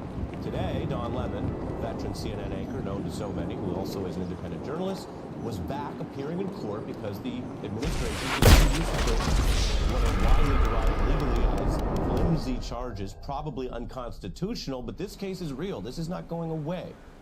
Now, he was covering a protest in a Minneapolis church where other individuals may have violated the law, including storming a church, but Lemon was covering it. This is a huge deal. He pled not guilty. This isn't just about me, this is about all journalists, especially here in the United States. For more than 30 years, I've been a journalist, and the power and protection of the First Amendment has been the underpinning of my work. The Epstein files, according to UN experts, suggest the existence of a global criminal enterprise that carried out acts meeting the legal threshold of crimes against humanity. Right? Despite the Trump administration's claims that there's nothing to see here, these experts, they say that the files do in fact contain credible evidence of the systematic and large-scale sexual abuse, trafficking, and exploitation of women and girls. And in addition to saying they're suggestive of the existence of a global criminal enterprise, they added, so grave is the scale, nature, systematic character, and transnational reach of these atrocities against women and girls that a number of them may reasonably meet the legal threshold of crimes against humanity. Well, of course, it is very clear to most of us that Epstein was an inhumane monster. This is notable because we're talking about something with very specific criteria under international criminal law, where crimes against humanity are acts including sexual slavery, rape, and forced prostitution, trafficking, or murder knowingly committed as part of a widespread or systematic attack against any civilian population. And you have these experts suggesting that this criteria may have been met because, of course, the nature of the crimes committed, as well as the scale of them, but also because they were, quote, committed against a backdrop of supremacist beliefs, racism, corruption, extreme misogyny, and the commodification and dehumanization of women and girls from different parts of the world. One of the biggest points here is that Epstein's crimes and those of whoever else may have been involved, they weren't random. They may have been organized and they have been part of a sort of ideologically driven attack on women and girls by people who saw them as less than human. But in her memoir, Virginia Giuffre wrote that Epstein liked to tell friends that women were merely a life support system for a vagina. We saw this kind of attitude again and again in the files that have been released. They showed that Epstein had been screening young women from all over the world, ranking them based on their sexual attractiveness and other attributes, and ultimately bringing them into his service. It was reportedly common knowledge that he often traveled with an entourage of girls who he also described in his correspondence as assistants or students, a group that billionaire Richard Branson referred to in one email as Epstein's harem. So much of this, it happened long after law enforcement first began investigating Epstein for child sexual abuse back in 2005. And a lot is missed or forgotten, but just as a reminder, way back then, federal officials eventually identified 36 potential victims, some as young as 14 years old. And his method had apparently been to recruit these girls to his home and persuade them to undress and massage him. And he would then force them to have sex and pay them cash, but he also avoided any real punishment by striking a deal and pleading guilty to lesser state-level charges, including soliciting prostitution from a minor. And with that, he ended up only serving 13 months, and he got special treatment, including work release privileges not given to other sex offenders. And then, of course, in the years that followed, as we well know now, he maintained and acquired close ties to prominent people in politics, finance, academia, and business. He spoke to many of them about massages, and at least some seemed to know for damn sure what he meant. In 2010, for example, he sent an email to Boris Nikolic, the then science advisor to the Gates Foundation, saying that he was finishing up a massage, with Nikolic responding with "happy ending, I hope," and Epstein replying, "I'm too impatient, happy beginning." But in another email chain between Epstein and the Emirati businessman Sultan Ahmed bin Sulayem, they not only discussed a torture video, but then shared details of a personal masseuse. Then later, Catherine Rumler, a former White House counsel under President Obama, she seemingly acknowledged that she knew the difference between a massage and Epstein's kind of massage. Right? And then with all that, the emails also show that Epstein organized massages for friends and connected them with women or girls as favors or gifts. In 2017, for example, Deepak Chopra complained to Epstein about a crazy day, and Epstein replied, "I'm in Florida, but would like to send 2 girls." There are also dozens of messages that Epstein sent to billionaire Leon Black. Right in those, you can see that Epstein repeatedly asked for large sums of money and claimed to have helped Black make payments to a woman who accused him of sexual assault. And these later documents further showing that Epstein encouraged Black to hire an investigator to track the woman's movements, and that he was receiving updates on other women to whom Black had made payments. And then with all that, the files also show that Epstein often sent cryptic messages to his contacts suggesting that he had some kind of dirt on them or that they shared some kind of secrets. And this was also the case with yet another billionaire, Les Wexner, who was actually reportedly the source of hundreds of millions of dollars of Epstein's wealth, much of which Epstein allegedly stole from him. And so that led to a falling out, but Epstein later sent a message implying that he knew things that Wexner wouldn't want getting out. And all of that, it becomes even more notable when you consider that Virginia Giuffre once claimed that she had been trafficked to Wexner by Epstein. Also, a newly released FBI memo from 2019 listed Wexner as one of Epstein's possible co-conspirators, although it also said that there was limited evidence regarding his involvement. But also, as recently as last year, you had the DOJ including Wexner on a list of prominent names of interest in the Epstein investigation. Right? And then with all that, Wexner actually testified about his relationship with Jeffrey Epstein before the House Oversight Committee today, and he denied wrongdoing as he's done before, and he blasted Epstein as a world-class conman. But ultimately, what you have people like these UN experts arguing is that bringing a few of the most high-profile figures in the files that testify before Congress, that's not going to cut it. Instead, saying there should be independent, thorough, and impartial investigations into the allegations contained in the files, as well as inquiries to determine how such crimes could have taken place for so long. And that, his suggestion that it is time to move on from the Epstein files is unacceptable. It represents a failure of responsibility towards victims. And actually, on that note, while it's easy to get sidetracked by the files, it is very important to remember that some of the most damning evidence we have is from the survivors. Right? Virginia Giuffre, she claimed in her memoir that she was lent out to scores of wealthy, powerful people, and she said she was habitually used and humiliated, and in some instances choked, beaten, and bloodied. She even described being trafficked to a man described as a well-known prime minister who she said abused her so badly that for days it hurt to breathe and to swallow. And just this weekend, you had another survivor, Juliette Bryant. client telling CBS about how she had been offered a modeling opportunity through Epstein. But he organized her travel to the US from Australia only for her to have her passport taken before being sexually assaulted and then trafficked for years. And, when we ask ourselves how this type of stuff could have happened, I mean, the man who we have president today was first elected even after audio came out showing that he once claimed that he could get away with grabbing women by the pussy because he was famous, and he was elected again even after being found civilly liable for sexual abuse. Right, and with that, you've got people out there like Nick Fuentes who have these massive followings saying shit like this on a regular basis. When you see guys saying stuff like 16, 15, that's a literal child. This is feminism. That's a feminist construct. Age of consent, feminist construct. Google it. It is literally a what does that even mean? No one even knows. No one even thinks about it. Rape is something that is played up because of the way that women have politicized sexuality.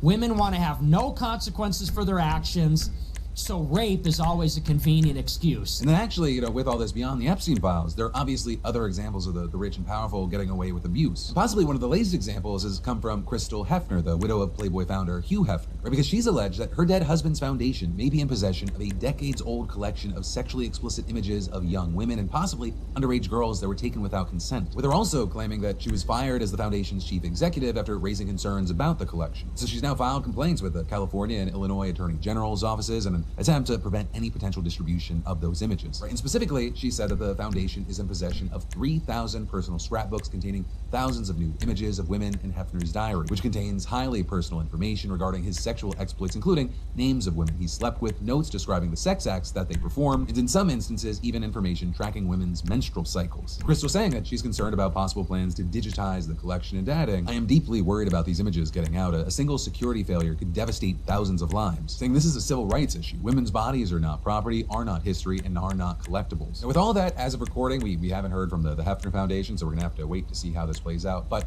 while you can decide for yourself what you want to believe, in the meantime, to transition, Stephen Colbert is telling you very clearly, do not believe CBS. Because Colbert slammed CBS on air for the second night in a row, literally comparing their legal defense to dog shit. Right? And of course, all of this stemming from CBS not letting him air his interview with Texas Senate candidate James Tallarico on TV. And as we dove into yesterday, Tallarico is running in the Dem primaries, and CBS claimed that they intervened because of the FCC's equal time rule, which states that if a broadcast network gives airtime to one candidate, they have to offer time to their opponents. But because talk shows are historically exempt from this rule, many saw this as corporate BS, corporate censorship, and CBS pledging blind loyalty to Trump by silencing Colbert and a Democratic candidate. And so Colbert, he still did the interview, but he uploaded it to YouTube instead. But now with all this, you've got CBS defending itself, saying in a statement, The Late Show was not prohibited by CBS from broadcasting the interview with Representative James Tallarico, saying the show was provided legal guidance that the broadcast could trigger the FCC equal time rule for two other candidates, including Representative Jasmine Crockett, and presented options for how the equal time for other candidates could be fulfilled. And then claiming The Late Show decided to present the interview through its YouTube channel with on the promotion on the broadcast rather than potentially providing equal time options. This statement was at the center of Colbert's show last night, where he literally equated this response with dog shit, and then went on to say that the network told me unilaterally that I had to abide by the equal time rule, something that I had never been asked to do for an interview in the 21 years of this job. I'm not a lawyer, and I don't want to tell them how to do their job, but since they seem intent on telling me how to do mine, fellas, I am well aware that we can book other guests. I didn't need to be presented with that option. I have had Jasmine Crockett on my show twice. Jasmine Crockett is one of the people that Tallarico is facing in the primaries, and her most recent appearance on Colbert's show was 9 months ago. Even though that was before she launched her Senate bid, you had people saying that it shows that he's clearly open to her being a guest, and he has the contacts to make that happen if the equal time rule is really applicable here. But then all of that brings us to an FCC commissioner who released a statement saying that this has nothing to do with the real FCC rules, and it was just censorship, saying this is yet another troubling example of corporate capitulation in the face of this administration's broader campaign to censor and control speech, saying the FCC has no lawful authority to pressure broadcasters for political purposes or create a climate that chills free expression. CBS is fully protected under the First Amendment to determine what interviews it airs, which makes its decision to yield to political pressure all the more disappointing. Well, this whole situation, it is a bad sign for democracy. As I was talking about yesterday, and it turns out to be true, it ended up being so good for Tallarico's campaign. But in addition to all the eyes on that interview, this morning he announced that his campaign raised $2.5 million since his Colbert interview was blocked. Also with that, I'll say, while that is a very impressive stat, Tallarico's not publicly celebrating. Instead, he said on MSNBC, "It should be troubling to all of us, regardless of our political affiliations or our political beliefs, that the most powerful people in the country, the most powerful politicians, and the most powerful corporate executives are working together to sell out the First Amendment, to sell out our freedom of speech in order to protect their own power and their own wealth. But of course, Tallarico is just one part of the Dem primary, and his opponent, Jasmine Crockett, went on MSNBC to share her side of the story. And she said that she got a call when CBS was told that they could move forward with the Tallarico interview if they offered her equal time. But I did not get a request from the Colbert Show to go on. As you know, I've been on Colbert multiple times. And frankly, if we would have gotten an offer, that would have been great. But we're in the middle of early voting, so I'm kind of focused on being in Texas at this moment. I don't know what to believe, that's for sure. With Crockett saying that she would have had no issue if the interview had just aired on traditional broadcast, and acknowledged that this whole controversy just gave Tallarico a lift in the race. I think it probably gave my opponent the boost he was looking for. So I think it's probably better that he didn't get on and that they went straight to streaming, because we know that when we resist and when we know that it seems like they're trying to change the rules and bend to the knee, or bend the knee to this president, that it backfires in historic fashion. It does feel like this hostile environment that the Trump regime has created, it did backfire. There were all those views, there's all that money that's been raised, and Google searches are up for Tallarico, and it's coming as early voting in the state just started. The timing of this boost is major, and it's going to be very interesting to see what kind of impact it has as far as the actual voting. But again, if you are someone that's celebrating this backfiring, it should be a small celebration. You calling for some wheels? This is not Johnny on the spot. I'll hook you up. Problem. This is a dangerous and scary environment. This is supposed to have a chilling effect. And most candidates, if they get this crackdown or they don't get the opportunities, they're very likely not going to get the Streisand effect that we saw here. We get to see and celebrate the outliers, but most interviews that get killed, they stay killed. Most corporate censorship, it works. CBS's behavior and their defense, which I think is insulting to your intelligence, claiming that they were just providing options, it shows what happens when networks prioritize regulatory relationships over journalism. And I think Colbert is correct when he compared their statement to dog shit. And then there's more we've got to dive into in just a minute, but first let me thank a sponsor and say, matching outfits used to feel like something reserved for cheesy holiday photos, and yet here we are. Because today's sponsor, MeUndies, somehow made matching actually cool, and yes, my wife and I are all in. But also, it's not just for couples. I'm talking family, best friends, roommates, maybe chaos goblins you live with. Same prints, different styles, boxer briefs, trunks, briefs, bikinis, thongs, cheeky styles, everyone matches their own way. It's coordinated without looking like you lost a bet. And the comfort, ridiculous. Their ultra modal fabric, it's soft, breathable, and dangerously close to why wear anything else. These are the pairs you reach for first and quietly hope they're clean, right? In MeUndies, they constantly drop new prints too, so matching never gets boring or repetitive. It's actually one of my favorite low-effort ways to feel weirdly put together. Plus, their first pair promise makes it 45 days risk-free, so try them, and if they're not love at first wear, they'll make it right. So if you want to upgrade your underwear drawer, you're looking to gift something that people will actually use, MeUndies is a no-brainer. Go to MeUndies.com/PhilipDeFranco or scan the QR code and use promo code PhilipDeFranco for exclusive deals up to 50% off. That's MeUndies.com/PhilipDeFranco, promo code PhilipDeFranco for up to 50% off MeUndies. But then diving right back into the news, we've got to talk about how Zoran Mamdani just fired the opening shot in what looks like a full-blown class war between Democratic Socialists and New York super rich. But it is dramatic, it is intense, and whatever the outcome, one thing's certain, someone is going to win and someone is going to lose. So first, to actually understand how we got here, we got to go back a couple of weeks to the moment that Mamdani dropped this bomb. I will be blunt. New York City is facing a serious fiscal crisis. There is a massive fiscal deficit in our city's budget to the tune of at least $12 billion.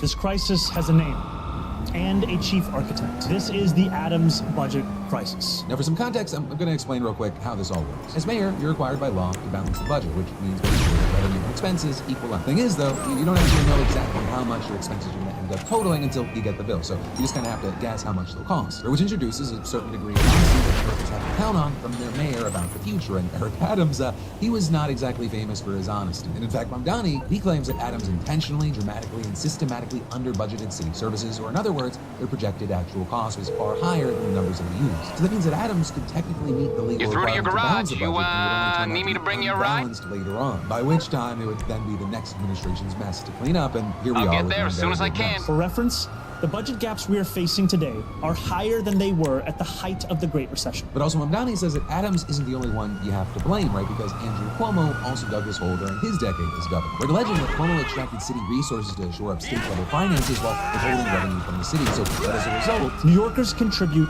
54.5% of state revenue and receive only 40.5% back. In fiscal year 2022, New York City sent $68.8 billion in revenue to Albany, and received $47.6 billion back. But regardless of who's to blame, you have Mamdani saying that he's whittled down the $12 billion deficit substantially, but explaining that by finding savings in the budget, updated revenue estimates, and drawing down in the reserves, he got it down to $7 billion, and then with Governor Kathy Hochul pitching in another $1.5 billion made from the state, putting the final deficit of around $5.4 billion.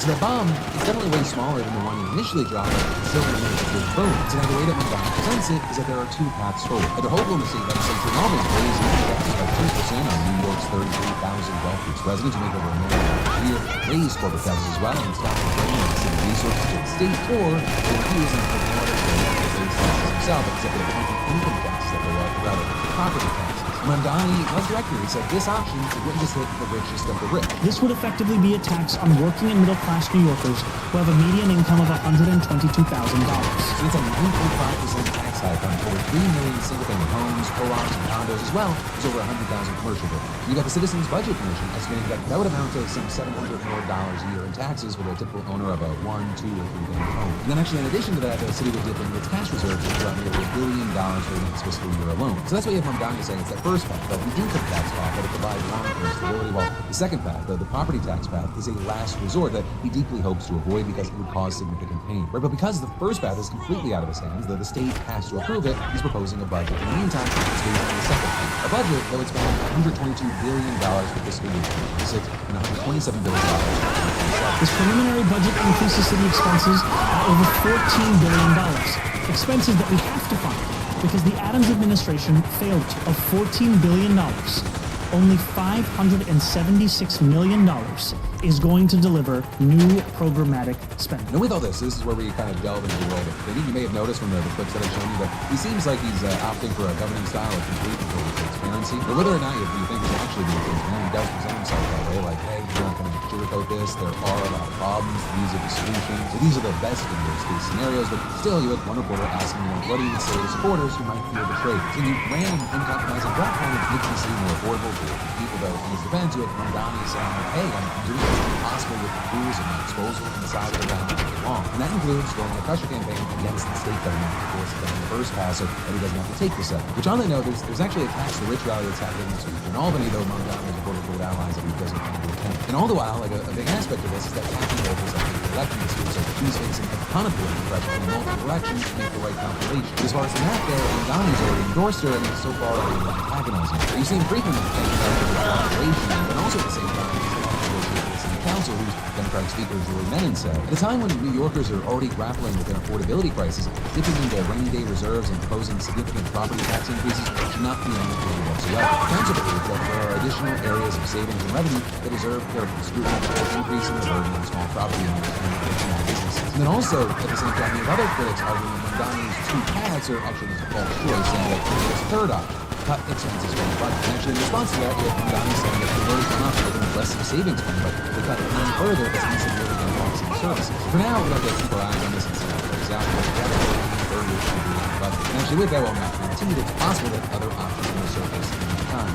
For example, if Wall Street gains push projected revenues up even further than expected. But also, nothing budges and Mamdani goes with the second path, many property owners could find themselves squeezed at both ends. Right? Because not only would they have to pay more in property taxes, they might also make less in revenue thanks to the partial rent freeze that Mamdani wants. Right? And that looks like it might be a reality soon because you had the Gothamist reporting that Mamdani is about to appoint 5 new members to the 9-member rent guidelines board, including the board chair, and reappoint 1, giving him a majority. So when they hold their annual vote on how much rent-stabilized apartment owners can legally raise their rents, the answer may be a simple 0, which actually is something that's happened before, 3 times in fact, under former Mayor Bill de Blasio. But it is also still a hotly debated topic, with one side warning that landlords need to raise rents to keep up with rising costs, and the other side countering that the data shows that most affected landlords are doing just fine, and people who really need help are the poor tenants. And actually, something you saw with this is that Eric Adams tried to just short-circuit that debate by stocking the board with his own picks right before leaving the office to hamstring Mamdani. But unfortunately for Mamdani, 2 of his appointees withdrew. So now we could see the 4 consecutive rent freezes that he promised for his first term, knocking out yet another one of his core campaign pledges. Because he already got Hochul on board with a nearly $1.5 billion childcare expansion last month, though it's only 2 years, so he's going to have to figure out how to make it permanent after that. And that then leaves a few big boxes to check off: free buses, city-run grocery stores, and 200,000 new affordable homes. And so, with lots and lots of play here, of course, yes, I want to know everyone's opinion, but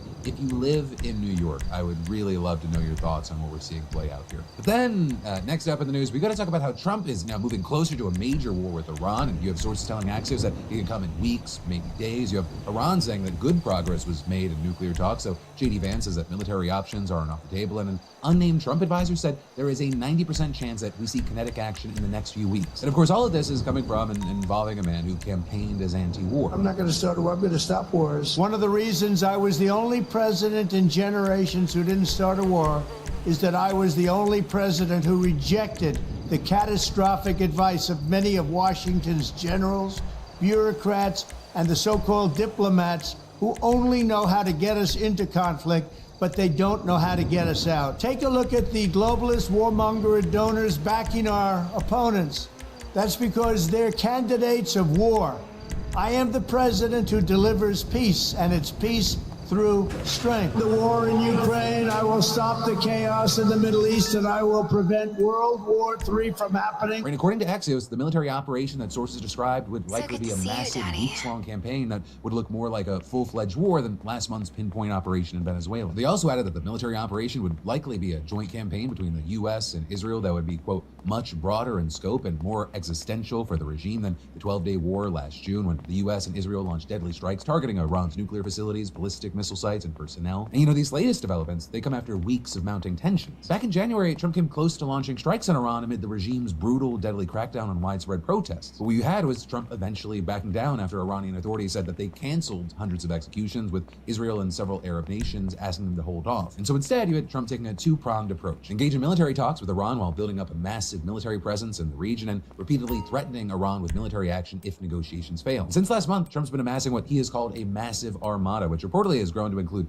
2 aircraft carriers, 12 warships, hundreds of fighter jets, and multiple air defense systems. But the U.S. has steadily been increasing firepower in the region, even as nuclear talks have continued. And as far as the negotiations, on February 6th, you had the U.S. and Iran holding indirect negotiations in Oman. You had both sides leaving, saying things had gone well and more talks would be scheduled soon. Even Trump himself said that the conversations were very good, though he also warned Iran that there would be steep consequences if they failed to make a deal. Right? And then, ahead of another round of indirect talks scheduled this week in Switzerland, you had both sides ramping up military posturing and rhetoric. You see, for a while, there was just one aircraft carrier in the region. On Friday, you had Trump confirming he was sending a second one. Then on Monday, one day before the second round of talks was set to start, Iran held live military exercises in the Strait of Hormuz, with experts arguing that the move was a show of power intended to warn the United States that if they escalate to full-blown war, Iran's prepared to disrupt a crucial shipping lane for oil and gas, which could upend energy markets globally. Satellite images have also showed Iran's been preparing and fortifying sensitive military sites that Israel and the United States have struck in the past. And so that includes missile bases, uranium enrichment sites, and one complex where experts say that Iran appears to be building what could be a high explosive containment vessel, which is critical to developing nuclear weapons. And then even as the negotiations got underway yesterday, direct military posturing has continued from both sides. The U.S. reportedly sent another 50 fighter jets to the Middle East, while Iran fired missiles towards the Strait of Hormuz, and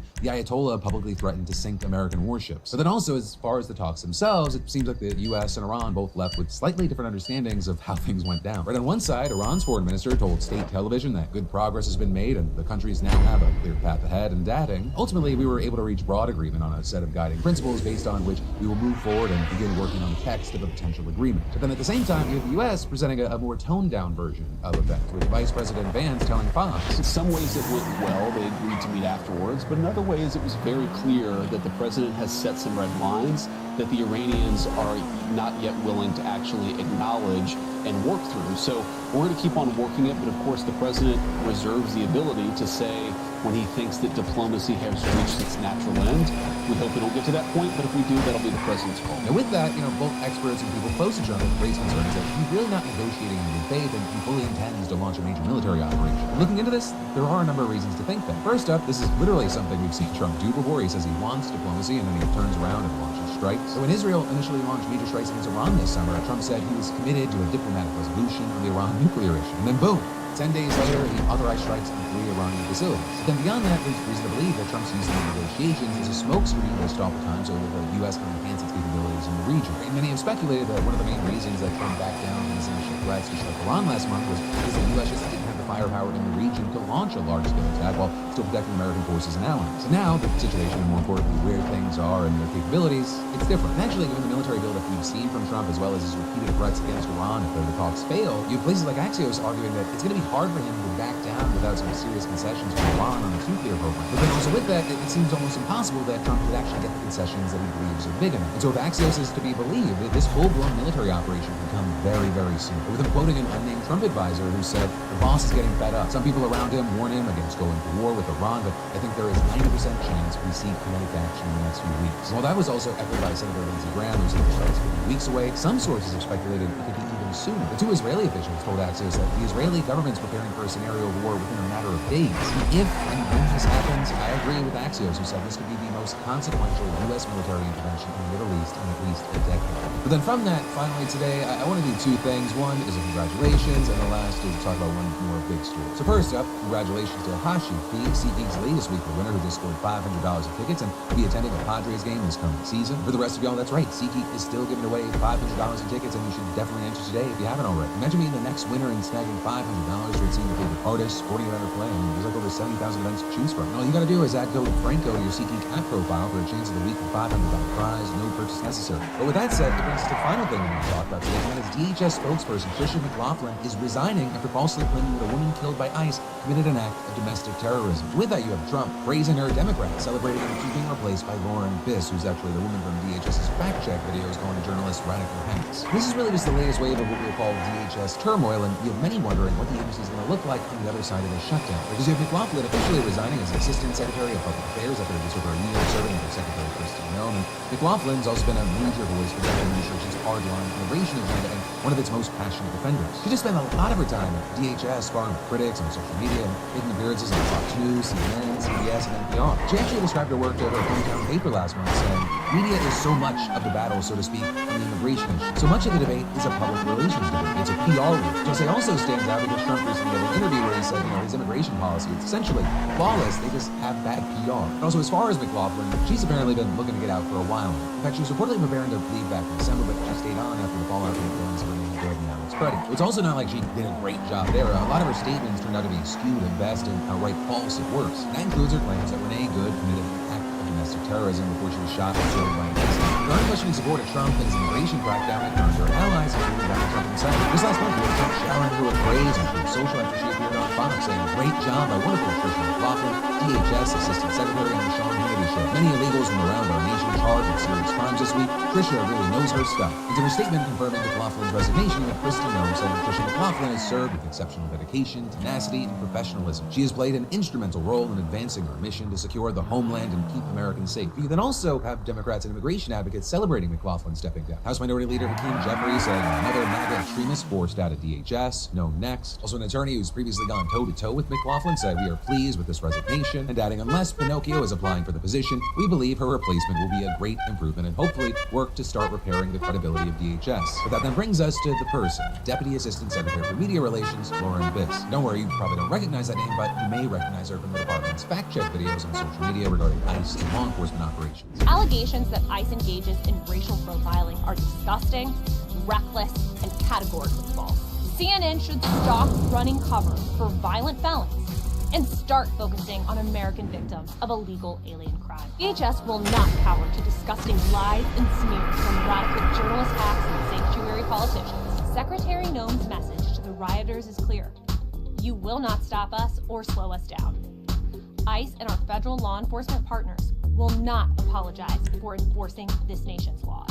So, based on that, it's probably unlikely that things in the PR department at DHS are going to change that much. But also with this, we got to note the timing of this shakeup. DHS is facing yet another wave of problems with their lapse in funding thanks to the partial shutdown. And right now, we don't know what the potential reforms for ICE and Customs and Border Protection, where that's going to land. And so, we're going to have to wait to see where things land, how things play out. But also, I think Democrats might be a little bit premature in celebrating. I understand why. But it almost appears like there's some accountability happening, which is an A word you don't hear a lot these days. And pressure campaigns work. DHS is replacing replacing someone who lied to the public, though they're being replaced with someone who's likely just gonna kind of do the same thing, just maybe in a different font. I mean, McLaughlin's being replaced by someone who claims that any criticism of ICE is disgusting lies and smears. He's already on the record calling allegations of ICE racial profiling categorically false and demanding CNN stop running cover for violent felons. This is the same playbook McLaughlin used: attack critics, defend all actions, and frame any accountability as anti-American. But on that happy note, my friends, it brings us to the end of your Wednesday Philip DeFranco show. But do not worry, nay, do not fret, because there's more for you to watch just to click away. Because it is Wednesday, which means there is a brand new episode of Crashing Out, that podcast with myself and Alex Perlman. Well, I'm very biased. This week's episode was fantastic. I think you'll love it, so definitely check it out. But no matter what you do, I'll see you right back here tomorrow. Stay safe, stay informed, stay angry.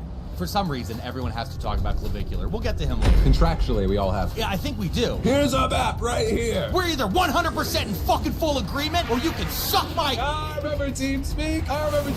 We're going to TeamSpeak. Don't worry, $87 billion, and we got all these facilities to make sure that we put all the voters in there.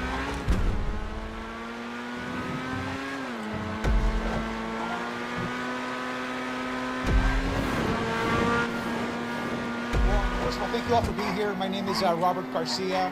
I am the ranking member, the lead Democrat on the Oversight Committee, and I'm here with many of our colleagues from the Oversight Committee. We're all going to make some brief remarks. I'll introduce them all, and then I'll open it up for a couple questions. And then we've got our deposition is continuing, so we've got to continue that throughout the day. So let me just first of all just give a couple overview. So we are right now in the middle of a deposition of Mr. Les Wexner. We are doing the deposition at his estate here. Right now, we are now about 2 hours into that deposition. We are on a break, and we will be going back into the deposition for the rest of the afternoon. So to be very clear, I will be providing an update now, but there are many, many questions that we have to ask of Mr. Wexner that are important to our investigation. And so that question.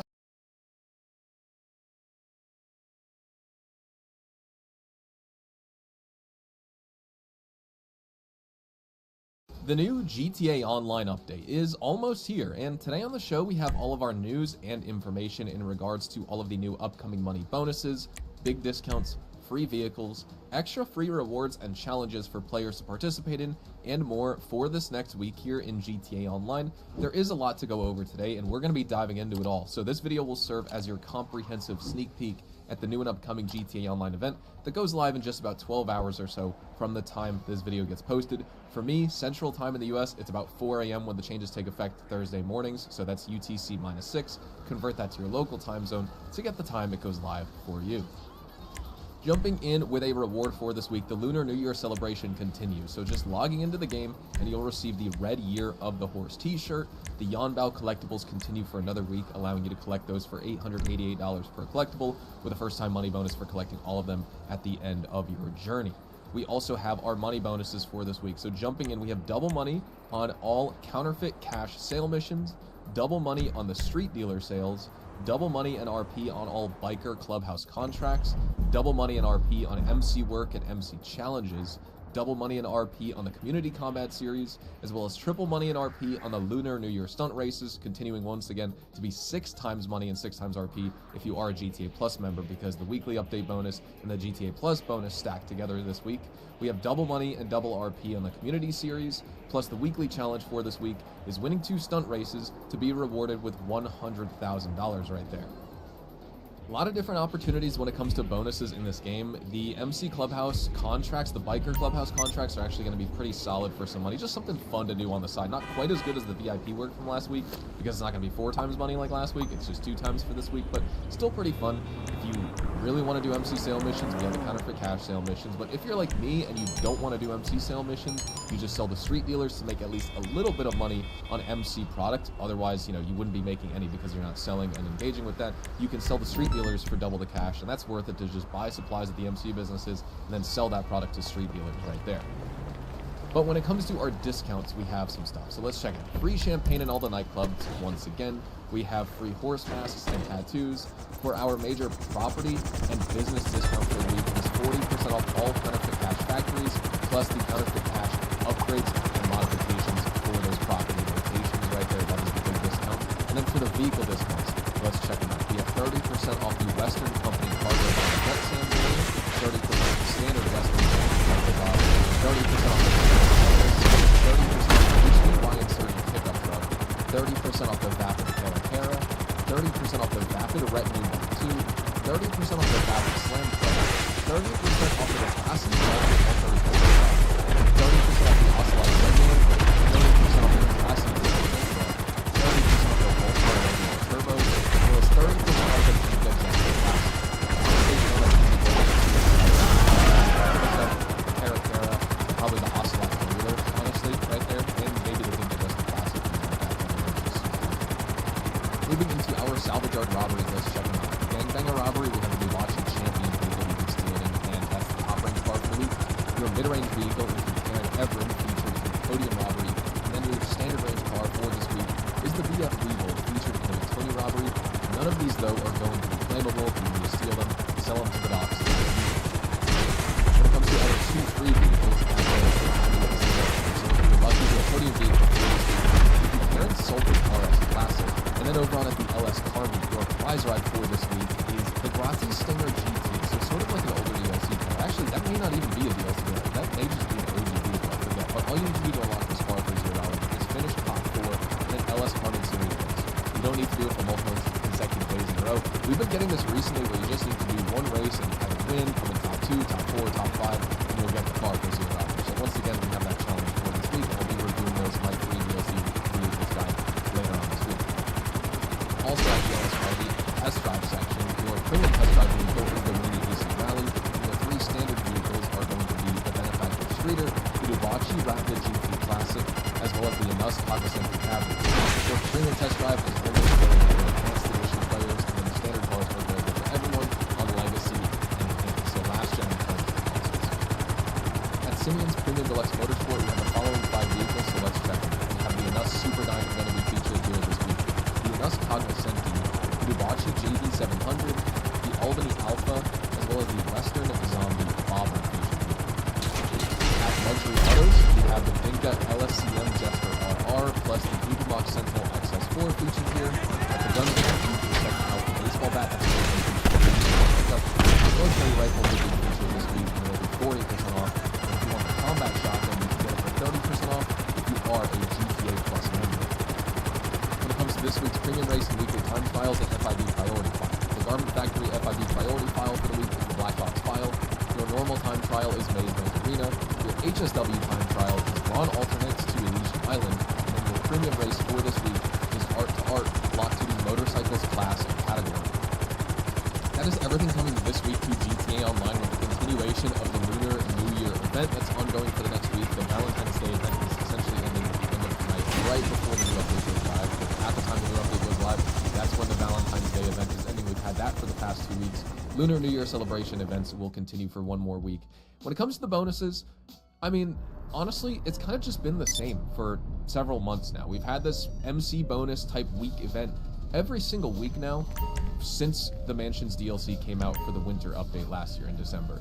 We've had counterfeit cash sale missions, 1, 2, maybe this is even the 3rd time now in 2 months. It's kind of crazy. Whether it's sale mission bonuses themselves or double the production speed, Rockstar keeps giving us MC business bonuses. We're kind of burned out. I've been talking about that over the past few weeks as well. That's kind of been my sentiment. That's been many player sentiments as well, unless you're just obsessed and absolutely love MC businesses. But I think we should have something else. I like the fact that we have the Biker Clubhouse contracts on bonus this week, as well as the MC work and challenges. The Clubhouse contracts will pay a decent amount of money, and like I said, if you want to sell to street dealers because you're not selling MC product, but you still want to make some money on those businesses because you bought them, you had a financial investment, and you want to see a return, well, you can sell to street dealers, and that's just fine right there. You're not going to get as high of a profit margins, but you don't have to deal with the sell missions, and you can still make some money on the side. With double cash, any sort of money that you're getting back is definitely good.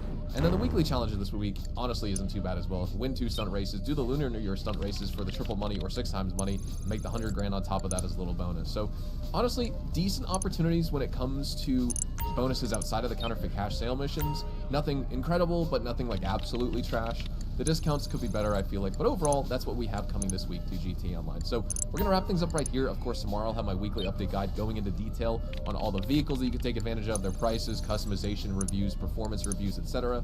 On Friday, I'll have a weekly update money guide showing you how to make money for the week, plus a free DLC vehicles guide showing you the 2 free vehicles that you can get for $0 this week, the podium vehicle and the prize ride. And yeah, hopefully you just enjoy the content for the rest of this week and weekend. Thank you guys so much for watching. Drop a like if you guys enjoyed. Subscribe to the channel if you are new and you want to see more GTA Online content just like this I post every single day. Check me out over on Twitch, Twitter, and Instagram, specifically twitch.tv/hazardoushtv. And I'll see you guys in the next GTA 5 online video bright and early tomorrow morning. Adios, amigos.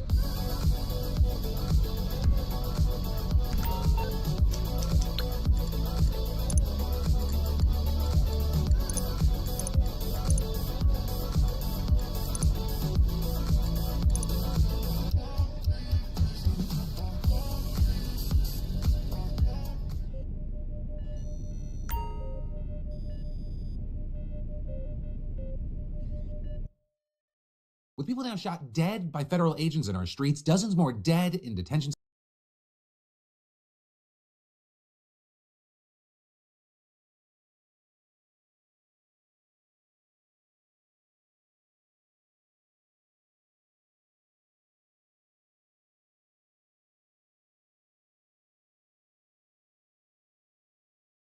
So today is the day we've all been waiting for. Grok 420 goes live. So that's Grok 4.20. The beta is beginning to roll out. And this model is weird because it's not really one model. It's actually 4 models arguing with each other before they talk to you. I'm not sure if anybody expected this. So Grok 4.0 introduces a 4-agent, multi-agent collaboration system, but this isn't Grok heavy. In Grok Heavy, you can have 4 agents running in parallel, but those are 4 instances of separate agents. This is different. All right, so let's start with kind of the easy stuff and then go into kind of the more weird stuff. Okay, so we got the 4 agents. This is kind of the core innovation. So if you ask it a complex query, it triggers all 4 agents simultaneously. Our main agent, if you will, that's Grok. That's the captain of the ship. This is the coordinator, so he breaks down the tasks, hands off the tasks to different agents, formulates the strategy, right? He's the boss, he's the captain. He also apparently resolves conflict between the other agents, and then he kind of sums everything up, synthesizes the final answer, and presents it to you. So imagine Grok as a sort of on top of the pyramid, and underneath him you have 3 employees or sub-agents, so however you want to think of it. First, we have Harper. Harper is the research and facts agent. This is the fact checker. This is the one that's running real-time searches, drinking from the X fire hose. So Twitter/X has something like 68 million English tweets every single day. So it's this fire hose information. And Harper, that agent, is the one that's like drinking all in, trying to sort it, gathering evidence, verifying claims. And Harper is the reason why Grok 420 has near real-time awareness of the index. In the short period of time that I've been messing around with Grok 420, I gotta say it seems much more up to date. It has a lot more sources. And as of right now, for real-time data, if you need like real-time updates, I don't think there's anything close, even remotely close to this thing. The general models are very good. You can search the web, find sources, etc., but nowhere as real-time as Grok 420. Our next agent is Benjamin. This is the math, code, logic, etc. This is the rigorous thinker, step-by-step reasoning, mathematical proofs, computational verification, code generation, etc. If Harper finds some data, Harper will verify it with real-time information research guy. Harper finds some information, then Benjamin will sort of stress tests it, checks it, make sure that it passes the sniff test. And then we have the 3rd agent. Can you guess kind of what that personality looks like? Right, we have the hustler, the real-time information guy, the math, reasoning, etc. The 3rd one here is Lucas. So he's the creative balance type. He's kind of the wild card. He provides that sort of divergent thinking, contrary opinion. He's that unknown person in the group that's willing to argue with you about anything and everything. obviously no one's actually annoying. I mean, some people are. But my point is, and this is kind of interesting how they built this, that you have noticed in a lot of these generations when you have multiple agents working together, the models will often converge on one idea, and the more they kind of talk about it, the more they see that idea in the context window, the more they converge on it. So a conversation between two models, and they're saying, oh, I think this might be a great idea. And then one goes, oh yeah, that's a great idea. No, it's a terrific idea. It's the best idea ever. And you just sort of keep doubling down on whatever they came up with. At least we've seen those instances before. What you need, boss? Some wheels? I can bring them around. Vending bench 1 and 2, vending bench arena, and they've seen that. I'll get there as soon as I can. Simulations, as they've explained to us, where these models can converge on some ideas. It's a little bit, I don't want to say incestuous, but kind of like they just cling on one thing and just roll with it. Interestingly, here the Lucas agents, again, theoretically, I haven't had too much time to play with this, so take some of the stuff with a grain of salt. We're just kind of basing this on the first available information that we have. I'm not able to get Grok 420 with an API yet, so I can't really run it through the ringer quite yet. But if this is the case, then theoretically Lucas would be kind of controlling opinion. That would prevent the other agents from converging too quickly on some narrow answer, so he kind of does that wildcard chaos that makes sure that people think outside the box. Speaking of AI video, we've all seen the AI tools, but as creators, we need something that actually fits into the professional workflow. Today's video is sponsored by Artlist, and they just gave me early access to their brand new AI toolkit. Most AI tools are scattered. The AI toolkit brings image, video, and AI voiceover tools into one organized workspace. So you don't have to jump between 5 different tabs. This isn't just another model. It's the first image model trained exclusively on Artlist's professional footage. Every generation is grounded in real cinematography, with production-ready color, science, and depth. For filmmakers, you can actually directly look by using their dedicated styles. You don't have to follow me anymore. I know, but I still want to.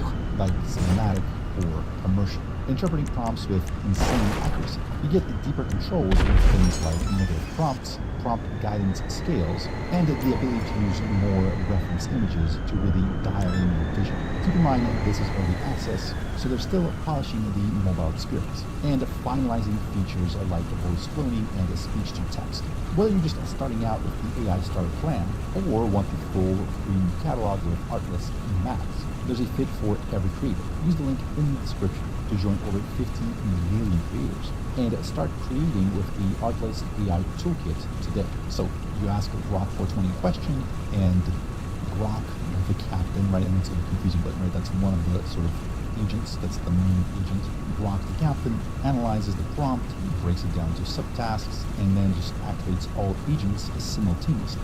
All 4 agents start thinking in parallel, right? So this is not sequential where they go one at a time around the room asking for opinion. They start processing it in parallel, and they all think through it from their own special personalized perspective. Then this triggers an internal debate. These agents engage in kind of these peer review rounds. Harper, the researcher, will flag factual claims, right? Double check, like, is that true? Let me fact check it. Benjamin checks logic, calculations, etc. Lucas will spot various biases and things of that nature.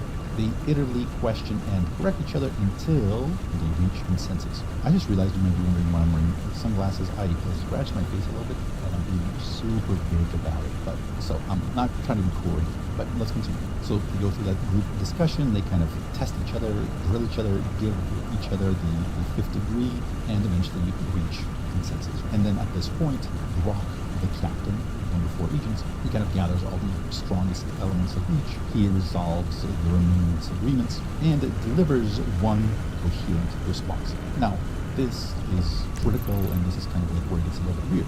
Maybe not weird, but it's new, it's novel, because we've seen things like Gtao or AutoGen.